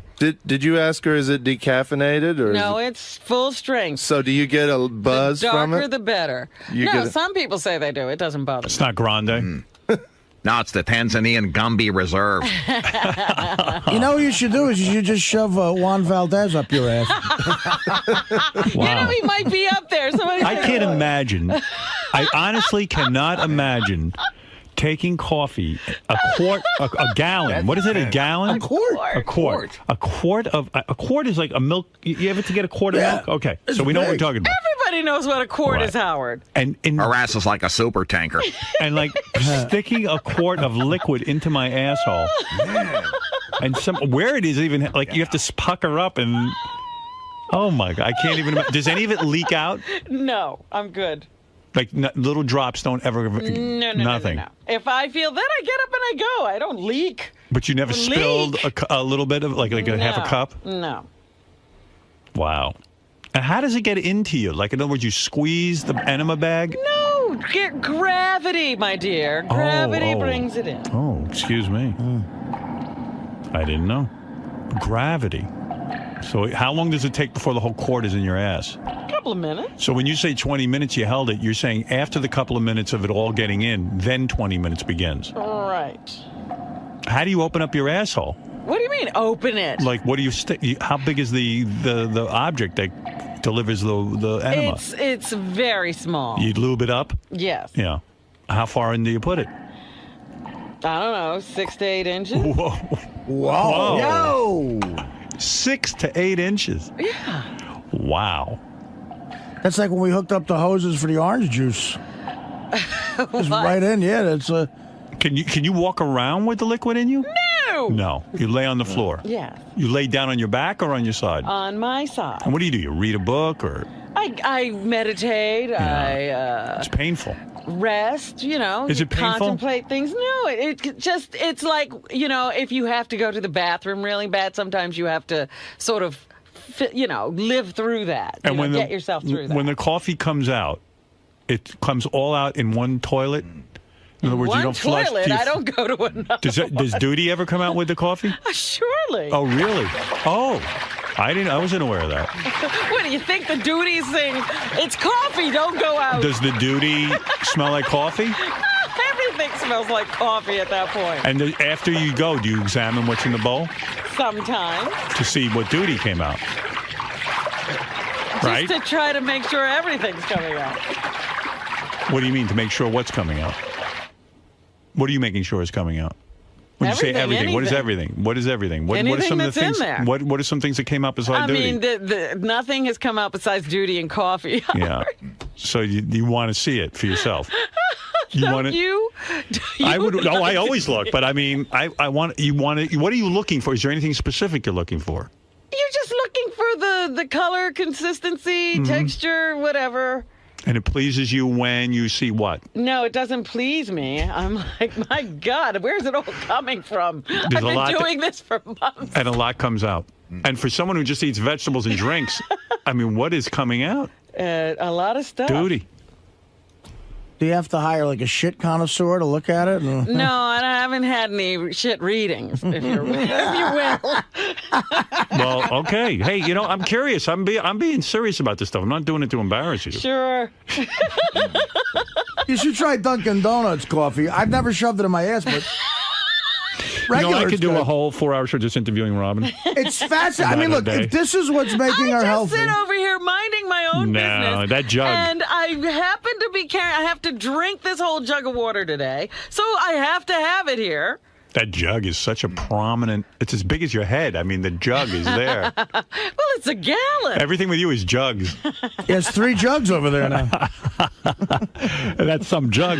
This is bigger than the other other jugs. That wasn't always the case. Well, good for you. You look great, though. I got to say, whatever you're doing, your eyes are clear, your skin looks good, your body looks nice. Thank you for saying that. You do look good. It seems like I'm all right, even though everybody's suggesting that I do something else. And I've heard a rumor you're thinking about changing your hairdo again. No. This is what I've heard. No. Are you thinking of changing? No. You're going to stick with your dreads? Yeah. All right. Someone said you were going blonde. Sure. All right. Have you ever done that? You ever dye your hair? Have I ever dyed my hair? Yeah. Yes. Blonde? Not blonde. What color? The same color it is. Oh, really? What? Are you gray? I have a few. Oh, so you color your hair? I didn't know that. Occasionally. I don't do it often. I go long periods of time without coloring my hair. Oh, I didn't know that. But I just did it, so that's why I'm like, oh, what are you carrying? Why don't you guys just lay me under a microscope and do your best? Well, everyone likes to know what you're up to. I mean, I can do nothing. I'm fascinated. I sit over here. I'm fascinated. I swear to you, I don't know what anybody eats out there. The fact that you can hold. Oh, what about me? The fact that you can hold a quart of liquid for 20 minutes in your asshole. How long? I'm very talented. I want to set up a competition. How long does Judith hold it? I don't know. You never asked her? No, we don't sit there with clocks and time ourselves. Yeah, I know, but when you guys were doing this the first time, you agreed on a time limit, right? No. Oh. Why would we do that? Oh, I thought you guys worked it out. Like you said, let's hold it for 10 minutes. It'll be so much fun. No. I'll bet you can hold it longer than Judith. Well, there'll be no competition. Why not? Because I won't participate. You wouldn't go in a private room. I'll participate if you participate. No, I'm not putting anything up there. I'm not going to participate in any other contest. Yes, Dominic, what's up? You have obviously shook hands with the devil, and you can keep your weight down no matter what. But the rest of no matter what. Let me tell you something, my friend. During that rainstorm on Saturday, guess who was out running 4 miles? Yeah, but what do you mean, no matter what? I work my ass off. Now, Dominic, he tortures himself, and he doesn't eat. No matter what. Yeah, but you know what? I went to the surgery. I gained half back. I'm fighting still. Robin fights. We never shook the hand you did. No, but you don't think Howard's... I'm curious about what Robin's up to. I'm not putting it down. No, I'm not saying you're putting it down, but we suffer. All of us suffer differently. Join the club. So what? What's your point? Because your mother and father are thin. You're not. That has nothing to do with my mother and father. A lot of people with thin parents who are fat. Let me tell you something, my friend. I got so angry. I'm running on Saturday. I'm doing 4.5 miles. I'm miserable. And I said, the next motherfucker opens his mouth and tells me you've got it easy because you're thin, I'm going to sock him in the face. Get down here so I can punch you. No, you said before you deserve a punch. I mean, I got to work my ass heavy. off. I could You tell. want to know something, Dominic? My weight went up to 196 this weekend. You know what I immediately did? No more desserts. Went out and ran. I cut back everything in half. No bread with dinner. And I got it down to 194. And by the end of the week, I'll get it down to 192. Well, you were jogging Saturday. To show you what I was doing, I was eating Chinese food. Right. Speaking of you jogging. But that's why you're fat. So don't complain. Goodbye. Goodbye. I mean, this guy goes, oh, you're so lucky. But I'm not sitting and eating a fucking Chinese food with tons of sauce on it. I'd love to eat that. That's my favorite thing to eat. But I don't eat it. Now, I could tell that you make a ton of sacrifices to stay thin. Absolutely. Absolutely. I mean, there are people who don't have I don't have a jug of a quart of water up my ass or coffee. But everyone does their own thing. I'm curious. I think it's great that Robin can hold that for 20 minutes. That says something. Well, and again, it's working for It us. says you're very open to new things. I mean, you really are. That's so. I mean, I'm afraid of that. I don't think that's healthy at all. That's an old thing. I think putting anything up your okay. Do you really think God, if there's a God, whoever the grand designer is? But now you believe in God. For this, I do. Do you ever think that there's a grand design to put something in a thing that you shit out of? I mean, to put coffee up there? It can't be. In that grand design, there was no pollution, no buildings, I have heard that. no cut down forests, no. But your asshole doesn't know. No there's processed pollution. food. There was no homosexuals. Oh yeah, there were plenty of them. Who is the person that taught you about enemas? Ronnie. Dr. Ronnie. Yeah. Okay. How long can she hold a quart of water? Oh, she can hold it a long time. Oh my. Oh, she's like the Grand Poobah. Oh yeah, yeah. Oh really? Absolutely. You don't challenge Ronnie. Really? Don't How long challenge does her. she claim to hold her enema? She could probably keep it in all day and do Really? all of her work. And Is that then- true? Absolutely. Are you really? Is that true? Robin told me she can pick up a quarter with her asshole. Someone told me she loaded in about 3 weeks ago. It still hasn't released. You know what? That makes sense. Did you enema with Dr. Ronnie? Well, the day Judith and I, Ronnie was off in another area doing her own thing. And because she is your guru and guides you in this, did you say to her, gee, Ronnie, how long did you hold your enema? No, I didn't ask her, but it was just a general conversation. Right. And she was saying, I have held them as long as. As? I don't know, like an hour, Wow. just, then she said, I sometimes have to jump up and down or dance Why? to get it out. I mean, she retains it? Like she can't release it? You know what? That makes sense to me because I always. I shouldn't Her be ass is telling like an oil Ronnie field. stories. Well, I'm sure she'd be delighted to hear about this. That makes sense to me 21 because pounds and 20 I always thought Ronnie was full of shit. So Dr. Ronnie laughs at 20 minutes. She goes 20 minutes. She'd say that was very good. You Would she only say to really you, need to do 10 or 12. Would she say, oh, Robin, you're so proud of yourself. 20 minutes, I could do that in my sleep. It was not a competition Wow. like that. Someone told me Dr. Ronnie can put in 2 separate coffees and shit them out. That's true. She can separate the decaf and the decaffeinated. She can do different flavors. And by the way, she can also rent out her ass as a wine cellar, too. If she swallowed some cinnamon and sugar, can she shit a macchiato? All right, Robin, With the congratulations. All right, good for you and your enemas. I think we've heard enough. Really, Greg, you're not going to try to interview me about what just happened on the air. Yes, I would like to. No, I can't talk about this with you. It'd have to be someone else. Why not? It's too clinical? Yes. I'm finding out too much information? It's not something I want you to think of when you're thinking of me. Oh, of course. I would never. My thoughts are much less pure than your enemas and stuff. No, but Howard doesn't seem to understand that this is something that's healthy for you and that you feel better. Why do you think he's having so much trouble adjusting to your new diet? Because it's so foreign, probably, to his way of thinking of how things go. He normally assumes that everyone is like him. And so whatever is good for him should be good for everyone. And he's very old school, like his parents. He likes to do things, it seems, very much the proper way, the conventional way. Yeah. Whatever you're doing, you keep it up, lady. Well, thank you. Thank you very much. As long as you're healthy, though, you're promising me. I'm taking care of myself. Okay. just for you. How are you today?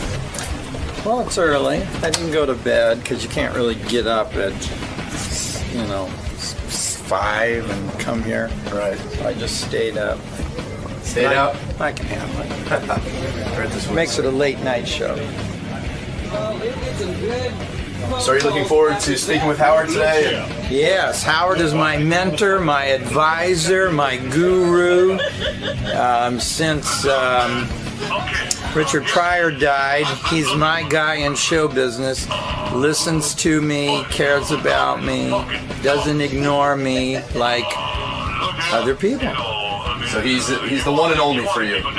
Yeah, this is an important day. This is going to set a new course in my life, bring new context to me of people that are going to hear about my ideas, and it'll be a catalyst. Cool. So it's a critical day. A great platform for you. Yeah. All right. Well, good luck with everything. Thank you for the luck. Let me tell you who stopped by. Gallagher.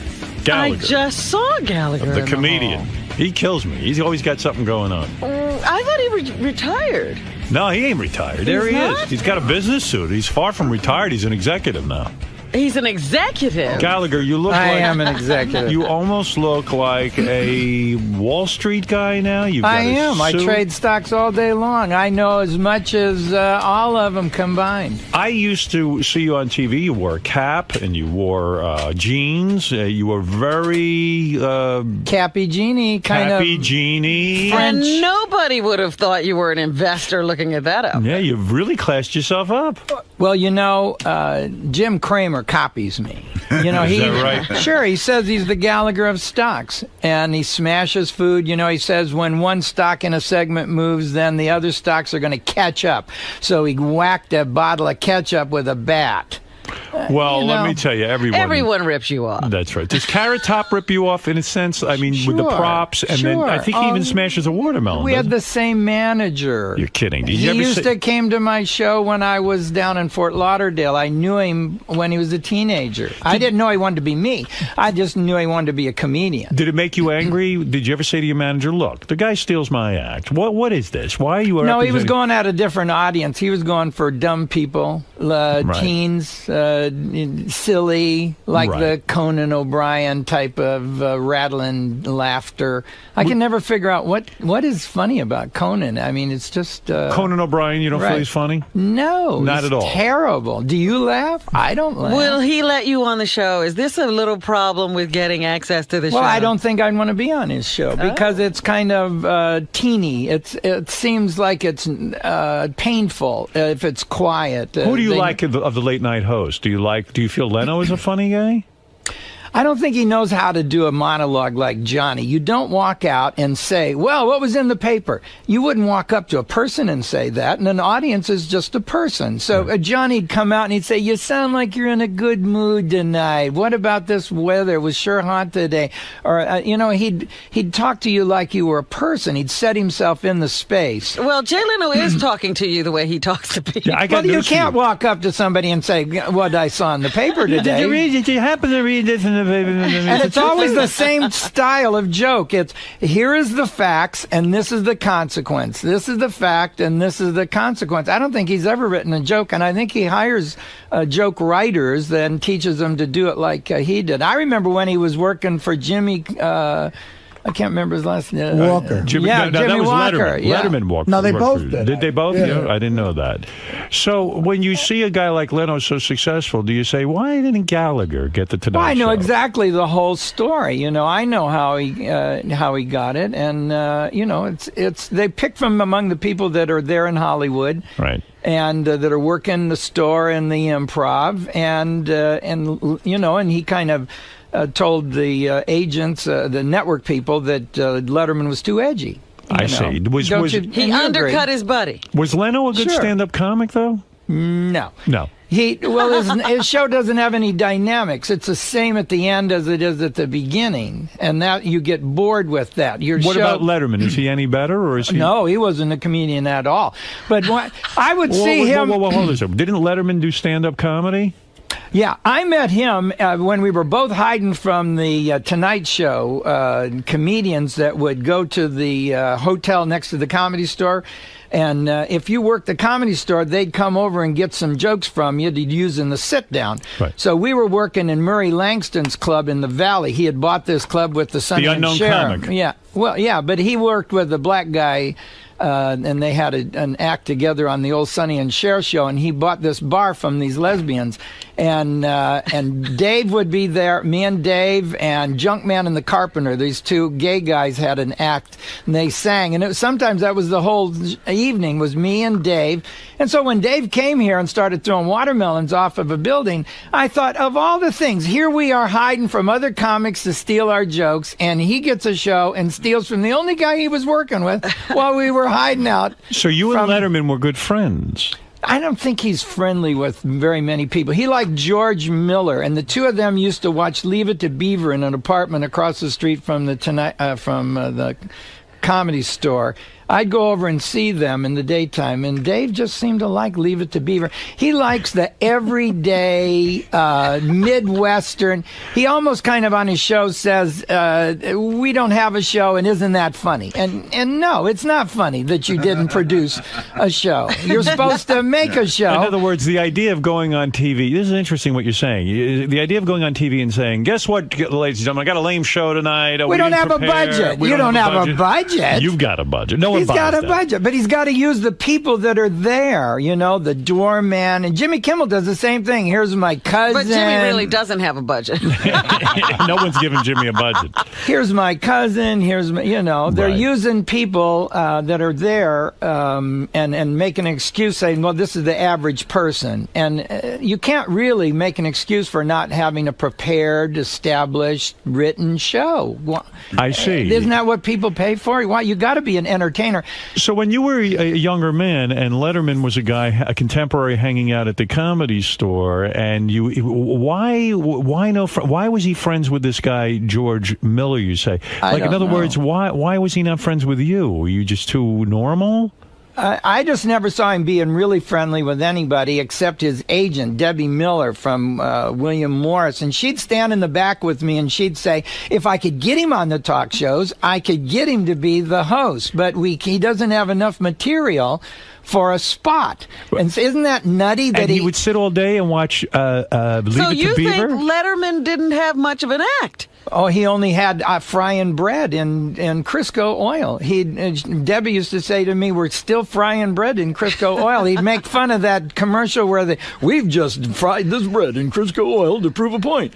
And I don't, and he'd talk about that. And Jay didn't have very many jokes either. He kept bringing out a hatchet. He said he came across a guy in an alley with a hatchet, and that was his biggest, wildest joke, because he used to do a lot of mom material. Right, yeah. And, I remember seeing him in Washington, D.C. in 1980. I thought he was a very good stand-up comedian, Jay Leno. Made me laugh a lot. You did laugh? I did laugh a few times. I don't know if this is bitterness or a real evaluation. Oh, I'm an authority on comedy. I think I was a comedian in another life. When I met Jim Stafford, I was a chemical engineer. And I, for some reason, knew what he wasn't doing as a comedian and what I could add to his act. And I worked for him for 5 years. We got a summer show. So we had million-selling records. We had the first song about homosexuals that was on radio, My Girl Bill. The first song about drugs, Wildwood Weed. We had a 2 million seller, which was a big deal. Let me back ask you something, Gallagher. Leno sucks, Letterman sucks, Kimmel sucks. No, I don't know. Jimmy's pretty funny. No, Jimmy you like. Okay, yeah, good. I think, all right.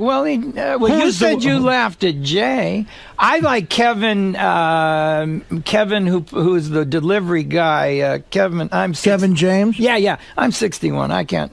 Who's the worst stand-up of all time? Richard Pryor? No, he was. Oh, you liked him. All right. I think maybe you didn't like him. I just thought maybe you didn't like him. I don't know. Plus he was a friendly guy. Right, he'd invite you over to his house, and then he'd shoot you. Did you ever do any coke with the guy, or yeah, you did? You always would if you go over to his house. He'd hold a court in his office and.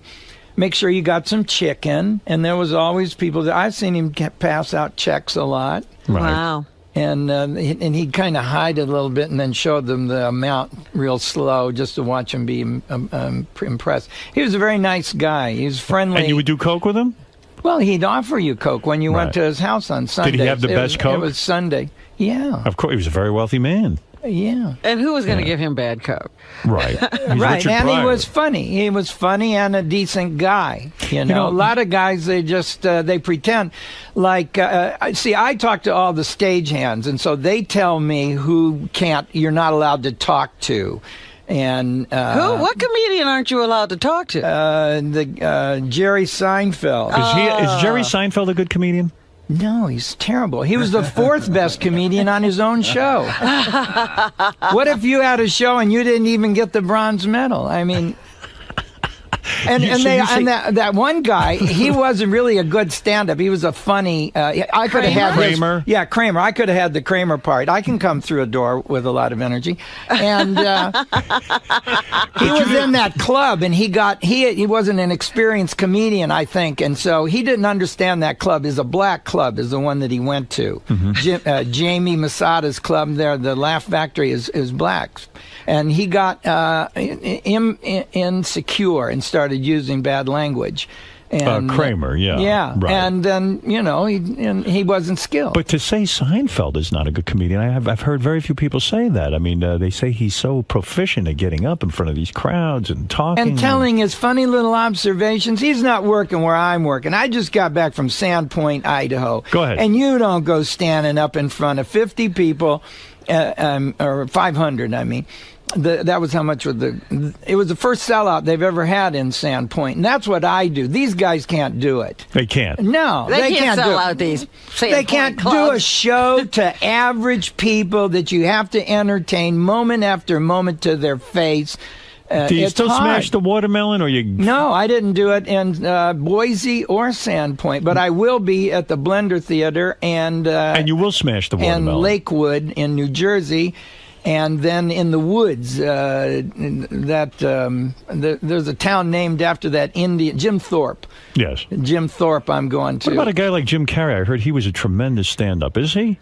No, you didn't hear that. He's terrible. He was painful to watch because the things that you could do for a movie don't work on stage. We would stand in the back of the Comedy Store and just pain. It's just painful to see him do his little acts and his faces and his body movements. Well, how about when he talks with his ass? He moves the cheeks back. Well, would you do a movie based on a guy that's going to get in a tree and turn around and show his butt? I mean, where's the talent there? I don't understand Hollywood. Why you have to be a comedian to then get a serious role? They did it with Robin Williams.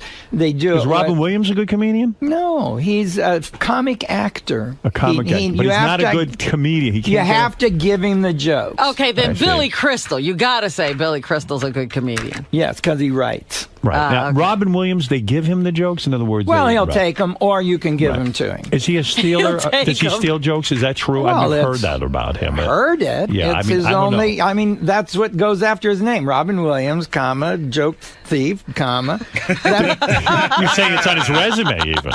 Well, to the other comics, everybody knows he can take the part of your joke. I had a joke one time that I like to do at the beginning of my career about marijuana. I'd say, give your marijuana be good for old people. It makes the time go slow. Give your grandma a lid of Columbia and a ton of yarn. You get back an Afghan to cover the garage. Well, he saw me do that at the Ice House, and so then he did it on Dave's. Dave had a talk show out in L.A. Right, Dave Letterman. Yeah. And it didn't work. And I saw him do that joke on Letterman's show there. Did you call up and say, "Hey, come on, it's not even worth fighting about"? When Andrew Dice Clay came to town, he was doing several of my jokes. I walked up to him. Andrew Dice Clay. Is he any good? Well, he reminds me of Spitzer. It was these guys that threw their life away. I'm making a list of the Stanley Cup of like the Bill Clinton Award. Yeah, who's on your list? You got to have Jimmy Swaggart and Jim Baker for throwing their life away, and Isaiah Thomas almost did. Right. And Mike Tyson, of course, had it going for him, and Andrew Dice had the world record for the most people to ever show up at a comedy. And he threw it. How did he throw it away? Well, he didn't. He wasn't a writer. He just had the little the little nursery rhymes. As Did he his steal that gimmick. from you? Did you? No. He had that himself. Right. And the going whoa in the character. He could have built that into something. I don't know why. It all went away. He let it go away. He did. He self-destructed, is what you're saying. All of these, and I would say that it's men that do it, except I do have some chicks from here in New York. Amy that shot the... Amy Fisher? Right, and then the skater girl that had Nancy Kerrigan whack. And then this astronaut chick who got I don't know her fell name. in love. Yeah. And, this is like a quiz. And showed up. And then Mama Cass and Karen Carpenter also, when you think about it, I mean, just a dumb way to go by eating and not eating is pretty funny. I know Mama Cass should have given Karen Carpenter the sandwich. They both be alive today.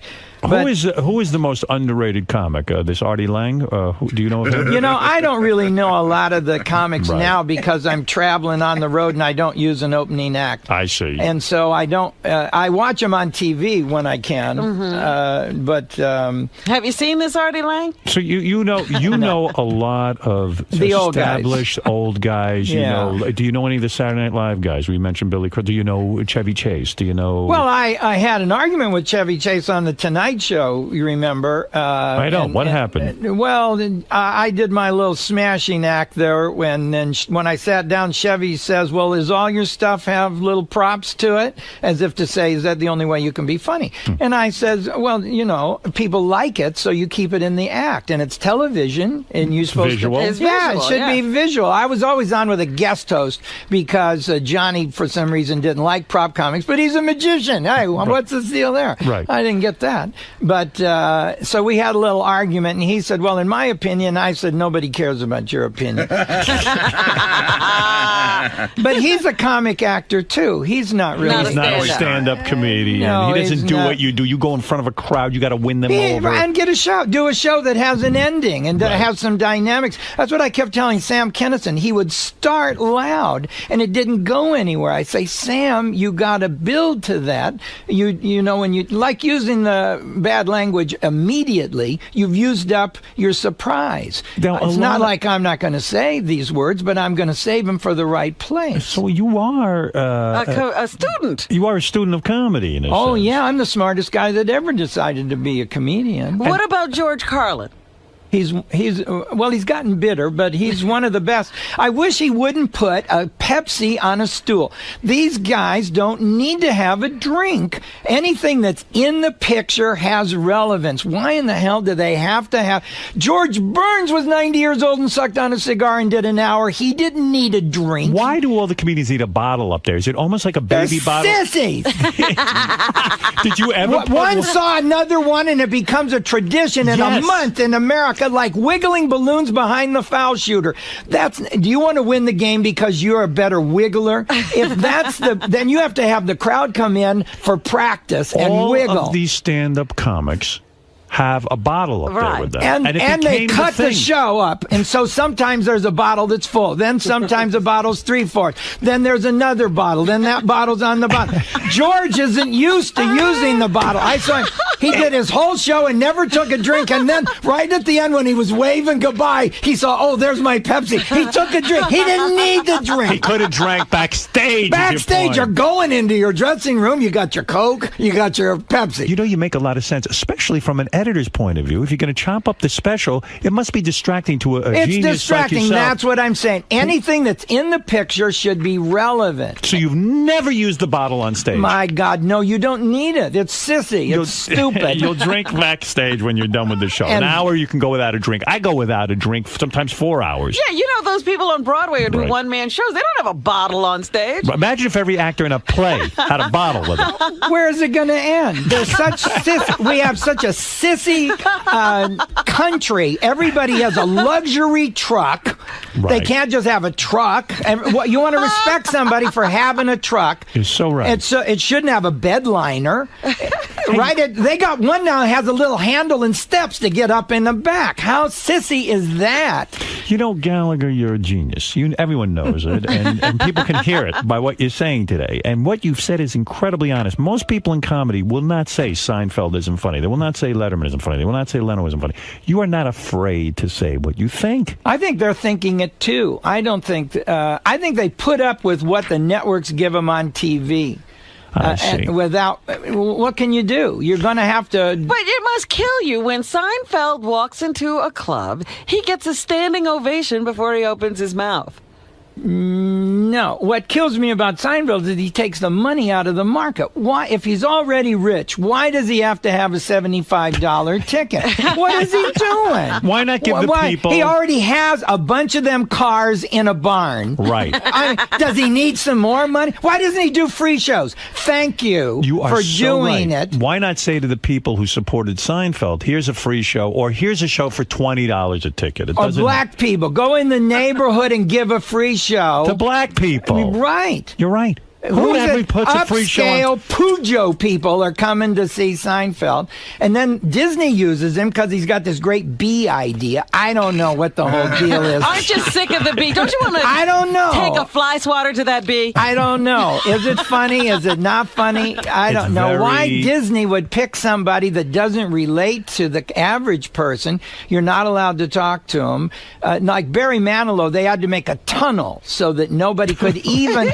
You used to have to make a tunnel so that you wouldn't look at him when he performed backstage. He didn't want nobody looking at him. Were you backstage with him at one No, point? the stagehands tell me what They tell you the secrets. Yeah, they tell me how many bands now have to bag the seats. Quar and Insane Clown Posse because they squirt food, and so they blame me. Hey, Gallagher, if it wasn't for you, we wouldn't be doing this. Right.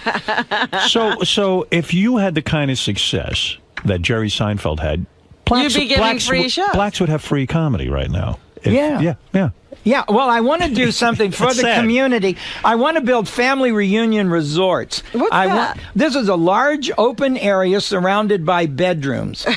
And so families can get together. I think that... I want to talk about this. You're an amazing man, and I'll tell you why. Because this is fascinating to me. I don't even understand what he's talking about. I'm going to back him up for a second because Gallagher's mind goes a mile a minute. You couldn't possibly keep up with it. Most people can't. Gallagher. Everyone knows the story who listens to my show that you, of course, have your stand-up act. You let your brother use your stand-up act for a while. It was about Carrot Top. You see, when Gary Proper, my manager, got Carrot Top, I thought they were going to do a smashing act in the small club. So I told my brother to do one and stop them from doing it in the small clubs. And I have so much material, he could just do my old jokes. Right. Long story short, I'm not going to go into the whole story again. You and your brother had a tremendous falling out. Well, he was lying to the general public. He was saying that I had retired or I was the East Coast Gallagher and he was the West Coast or whatever. I just got out of drug rehab. You were out of the business. It was fraud. It was fraud. You got out of drug rehab? No. He would say whatever that they needed to say. Play the music loud before the show so that people wouldn't talk and say, hey, it's not really Gallagher. Yeah, so it got to you after a while. You said, listen, I'm Gallagher. Well, you don't defraud the general public. Right. You say, I'm Gallagher's brother. Well, how could your brother he did it right for 5 years because we used the guy, Tom Sobel, that runs the comedy club in Louisville. But Tom's crew didn't like working with my brother, and so they finally quit. But let me get to the point. Gallagher won a lawsuit against his brother, right? For trademark violation. Is that true? Yeah. Okay. How much did he have to pay? Well, I don't know. I don't know. You don't have to pay nothing. I just enforced my trademark, and he was banned from performing Gallagher's act, is what the decision was, according to my notes. Yeah, I had to take my brother to court to get him to do what I asked him to do. And after the lawsuit, you haven't spoken to anyone in your family. Your brother, you don't speak to. Your father, you missed his funeral. True. True. And because you stopped talking to your dad, was your dad angry with you for suing your brother? I don't know. I think he had Alzheimer's. He didn't really know what was going on. And your mother, you haven't seen in years. Right. Did they all side with your brother? Yeah, because he was the baby. But I babysat the guy, because I was 9 when he was 5, and my mom and dad went to work. So, I was used to taking care of him my whole life anyway. You'd think he'd do what I said. Is your mom still alive? Well, I really don't know. You don't even know. But I have a family. My fans are my family, and that's why I want to have these family reunion resorts. This is what I want to get to. Here is a guy, Gallagher, who doesn't get along with any member of his family. In fact, I know, and wants to do a family reunion resort. That's crazy. And you want to build a place thousands of them across the United States. Where families have Can get reunions? together. Yeah. Isn't that odd? No, I have a family. Just because you're related to somebody doesn't mean they're really a good family. Who is for your you. family? All of my fans. They love me. They bring me Do you their have a kids. wife? No, not now. No wife? Well, I had one about 6 months ago. Do you have kids? 6 months Oh, ago? yeah, I've got 2 kids. I have a girl, 26, who is the catering director of a Four Seasons. And Oprah dropped by the other day, and she might be doing some of her shows from the place in Westlake Village on the way to her place. You mean you're really unaware if your mom is alive or dead? You really have no clue? No clue. So if you had a family reunion, you wouldn't even know who was showing up. I don't want to have it. Well, I could have, it doesn't have to be a family. It could be a Corvette club or a motorcycle gang. Anybody that wants to use. In fact, So my don't facility, you think from a psychology standpoint, again, you probably know more about this than I do, but a psychology standpoint, here you can't have a reunion with your family, and so it must anger you in some way, so you're going to create family reunions. I saw the big fat Greek wedding, and the night before the wedding, the time that the bridesmaids had in the bedroom was so cool. I wondered why there isn't a place in a hotel for bridesmaids with makeup, mirrors, and places to hang costumes, because a wedding is a production. Absolutely. And we don't care about common people. I want to say this. A building is the set for the scenes of our lives, and we're not giving the average family a dramatic life. All right, so you have a big idea. Yeah. You want to build family reunion centers. In other words, if I book myself into this place that you want to build, you haven't built it yet. This is an idea you have. Right. You want to, and you're serious about it. I've talked to the Indians all across the country. Why can't they build them at these casinos? The Puyallups have all the money from the Boeing people, and the chief loves me, sits in the front at the show, and they're afraid to be first. You know the chief? Oh, I know him in all these Indian casinos. I work all of them. They love me because I'm cheap and I draw. You went to Donald Trump. You tried to get a meeting with Jim Cramer, the guy on CNBC. Because he could have the corporations. Why can't Google do this? They know how important it is to have ping pong tables and skateboards. But don't family reunions already happen at resorts? Can't I just go to a resort and have a family reunion? Do you have kids? Yes. Okay, you want to know where they are. Right. So you need a door, and you need an uncle on that door. And then if you do it in a park, you're always watching to see where in the hell the kids are. And then there's bugs, and you're outside, and there's strangers. You need a secure area. Think how much fun it would be to drink at the same place you're going to sleep. 40 doors. Isn't that a cute name? 10 doors on each wall. We had our reunion at 40 doors. Now, I work the Midwest. I know it don't sound good. Do you understand this, Robin? In other words, there's going to be 40 doors, and you're all going to be connected. I understand. To this big room. They just all open on the same, let's say, courtyard. And you don't need a bathroom, because the fun of it is taking a shower with all the boys in the hockey-type dressing room. And you're the kidding. You're going to turn it into like a camp. And the girls get a wonderful makeup area where they can hide from the men, put furniture in there, and have a great time bonding. It's about bonding. All right, so you got this idea. What happened when you called Donald Trump? I'm sure he jumped at this. You got to do The Apprentice. Well, I also wanted to tell him about my patent on a new architecture for slot machines, because I think that these kids that are playing video games are going to be bored to death with the slot machine graphics. And so I have the patent on a whole new idea. When the watermelons come down to the pay line, they could either break or explode or bounce. Right. And you're a winner when that action matches. Now, because you like girls with their bras off, say that these naked chicks are coming down with on parachutes, and when they land, their tits go all the way to their feet, or just to their waist, or they fall off completely and bounce. Now, did you pitch this to Donald Trump? Did you get a meeting with him? No, he wouldn't. I had an appointment, and they called me and said the person who made the appointment was a temporary. Do you believe that lie? He was what temporary a lie. after that. How stupid to let a temporary. Only Spitzer was dumber. Why did he handle his own phone call? He says to himself, I got to either do the work of the state or set up an appointment with a prostitute. Oh, you do the work of the state. I'll handle this. Right. Why get on the phone? Why can't he have a trusted person to get the hooker, and then he goes down to their room Right. And what's the $4,300? Where did we hear this figure? Well, it's $1,000 an hour. He booked her for 4 hours, which was minimum. And she told everybody he gave her a $300 tip, which isn't 10%. 400 is 10%. That's right. It's under 10%. It feels like car fare. I don't think it's a tip. I think she had to pay. He had to pay for her room and the trip down or something. You're saying you needed a trusted friend. Like I have Ralph. I could say to Ralph, why Ralph, not? Line up That's a what hooker for me. everybody in town is saying. I can't be. Clinton, Maybe he had no Clinton friends. is saying, you paid for it? Don't you have an intern program? The hell are you doing? All right, listen to me. Gallagher, your head's ready to explode because you've got too many ideas. It's amazing. Well, I have the going on. patent on both of these. If you go to U.S. Patent Office and search Leo Gallagher, I'll go ahead and tell you my name. You'll see both of my patents there. I want to tell them because I think I should go to the Maloof brothers. As my advisor, Howard, don't you think the Maloofs are the better person to go to instead of They Donald? might have you locked up. You never know. Well, you got to be careful. No. Yes, go to the because Maloof they want brothers, it. They're young. You got to go with someone who's going to listen to these ideas. Didn't you try to get a meeting with Al Gore, the former vice president of the United States? Yes. What went wrong there? Well, his secretary of appointments doesn't know who I am, and I wanted to. You've seen my Uncle Earth thing, haven't you? It's up on YouTube and MySpace now.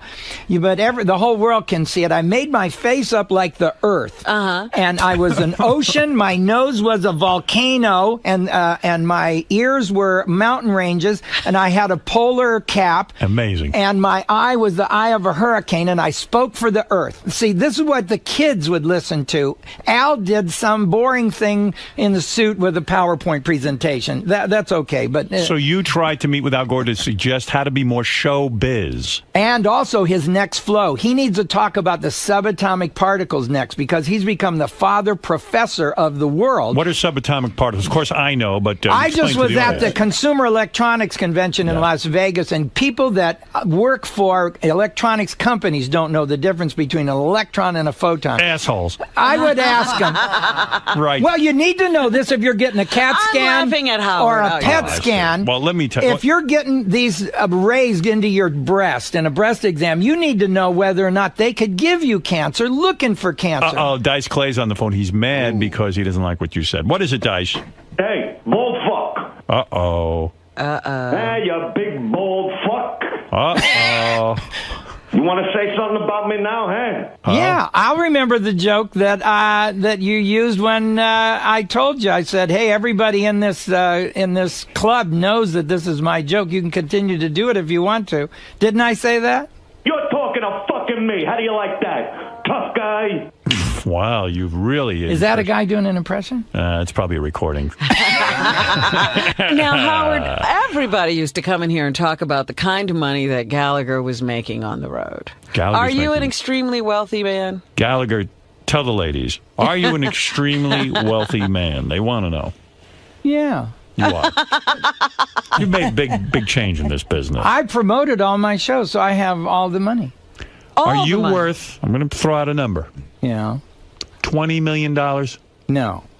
Less than that? Yeah. Are you worth... I lost a lot of my net worth since November in the market. I thought you knew what you were doing, you said. I did. Yeah. You forgot. You did before you lost the money? Yeah, I knew exactly what I was doing as it went away. And then you say you got a divorce, too, right? Yeah, I have, my money's divided up among my kids and ex-wives. Yeah, huh? How many ex-wives? I have 2 legal ones, and I just ended a 16-year relationship with a young lady. I've got 2 stents in my heart. I don't know how long I got, you know? No kidding. Well, what are you looking for? We had a guy in here earlier who could help you out. I'm looking to be more than the guy that smashed watermelons. I want to. Did you get the guy's number, this Jason character? No, I gave him my number. You gave him your number. Smart, Well, he hooked said he you wanted to up. have some fun. He Right. could come to my show. We have fun at Absolutely. my show. So you're worth, what, $5-10 million? No. Oh. Good Lord, Gallagher. Well, really you're got wiped asking out. what I'm worth. I get, my wives ended up with a lot, and my kids got, some of the money. No wonder you're angry. I'm not angry. I can make it again. I'm gonna... Any desire before you die to reconcile with your brother, your mother, if she's alive? Do you have any desire? Do you ever fantasize? You don't want You don't want to see these people. No, you I really want. don't like them. Well, what's the meaning? I have millions of fans every night. Do your fans sleep with you every night? No. Will your My fans, family didn't either. Will your fans be there when you're sick? Yeah. Oh, they will? Yeah, Oh, they okay. bring me their kids. They love me. I have a wonderful relationship with my fans because at 7 o'clock, I'm in the audience taking pictures and signing autographs. So you when are full. you You're walk full. in the door, I'm there. What is it, Richard? Please. I was about to plug Well, Gallagher. I don't know if you've thought about this, but how do we know that this is the real Gallagher and not Gallagher's brother? This is the real Gallagher. Can he prove it? I recognize him. He is the real Gallagher. Right. I have a college degree in chemistry and physics, and my brother didn't go to college. Among other things. Among other All If right. you knew anything, you'd know this was I'm Gallagher. convinced. Believe me. Hey, what I want to ask Gallagher, what did you think of when Chappelle's show did Black Gallagher? Oh, Did I you thought see I that? was going to have all these black people at my show finally. They never showed up. No. It's hard to get black fans? None. Zero. None. Gallagher? Black people don't like to see things thrown at them. I've had two black people at my show Well, I in don't my like to see entire 'em career, and they were smash- both from Jamaica. Really? They weren't Yeah. even real American blacks. No, I like Obama. Well, I don't like to see us smashing a watermelon either. Well, listen, Gallagher, you're on fire today. It's I am clear. on I mean, you could do fire. 10 hours here. But, I could. Yeah, he's full of ideas. I did not realize. And if Donald Trump was listening, take a meeting with this man. Maloof Brothers, Why take a didn't you meeting. go out for Celebrity Apprentice? You would have been perfect. Please, he doesn't need that. They don't play fair. They were out on the street, and that guy from Kiss, he had friends come in and spend a lot of money and win the contest. That's not fair. That's not really using your business acumen. You're just winning because you have rich friends. What if your brother starts a Ron Gallagher family reunion resorts? He beats you. Let's say he hears your idea Yeah. and he takes it and he starts his own family reunion. I would resort. go and see that. You would I go would see be that. All right. impressed Okay. with him for. What is your brother doing now? I don't know. He doesn't know. He's not in touch with anybody. But I have a family of He's got fans. It's okay. He I told you that. understand. I Why don't you back understand off, that. Robin? I'm sorry. Man will smash you over the head like you're a watermelon. Well, I got some free. I hate it when guys have sissy rings. So I put farts and motorcycles on my website. They can download and put on their phone, so The their phone ringtones? farts. Yeah, I hate love it that. when they go. What's a sissy ring, for example? Anything. Terrible. Any little song. What kind of amenity? I'm thinking of starting a website, balls to the walls, only guy stuff, no Right. chick shit. I like you, man. I really always do. You don't like these metrosexuals, do you? Yeah, I see you're manly. You don't care. Even It's your why the hairdo world is wild. You screwed don't- up. you It's don't- because nothing is for sure anymore. What's the difference between a hard foul and a flagrant foul? Nobody knows. How much can you dance in the end zone? I tell these kids, pull your pants up. They don't even go over the pooper hole. Up is up all Right. the way. I You agree can't with you. run from the cops with your pants half down. This is up means up. See Gallagher Friday night at the Blended Theater at Gramercy in Manhattan. For tickets, go to Ticketmaster.com. You've made so much sense here. It's sickening. Too much. That's right. Will the governor resign? Yes, he's an idiot for not resigning quicker because they look further into the story. The longer it takes, you're supposed to get out of there. Every day they think of another thing that Gallagher, Maria who will be- Bartiromo's saying, where'd he get the money? How much is he worth? Who will be the next president? Gallagher, quickly. The old man. John McCain? Yeah. All right. How do you the know other that? two, well, they're going to self-destruct. She's not a woman. He's not a black. Oh, really? No. What do you mean? If he was a black guy, he'd have a white wife. And if she was a woman, she'd have been pissed about what Bill said. Oral sex is not considered sex. There's old men. If they have oral sex, they're counting it as Right. oral sex. You bet. That was the beginning of the lies and the spoon. See, he knows. He's out there with the people. Go listen to this man. He has Yeah. wisdom. He has a lot going on. He knows Hillary he's- can't be president because after a state dinner, the men talk and the women talk. Well, the state dinner, she's going to have to talk to the guy after dinner. That's going to leave Bill with his wife. You don't want that. Gallagher, you've said it all, and you've said it well. Gallagher, sir. Yeah. You ripped basically every comedian from Letterman to Jim Carrey in there. They're not really comedians. They're comic actors or hosts. So what do you think really separates your act from theirs? Like what? I'm going to go do a show tonight with dynamics that will have a beginning and a middle and an end and will entertain people to their face in reality. That's hard. They don't want to do it. That's why they kick down and get a talk show or a sitcom, because that's easier than this. This is the hard job. This is really being a comic. So you think you're basically the real deal? You give a thorough, comprehensive comedy I went to Idaho before I came here. I'm the only comedian in Idaho, I think. I've done 3 shows in the Upper Peninsula of Michigan. I don't think anybody's been up there. I was in Houghton. They have pasties. It's a bunch of meat in a bread thing. They bring it to me to smash. I was there for the snow festival. Who's going to go there in snow to Upper Michigan, huh? So you're really out there in the trenches. It's what I am.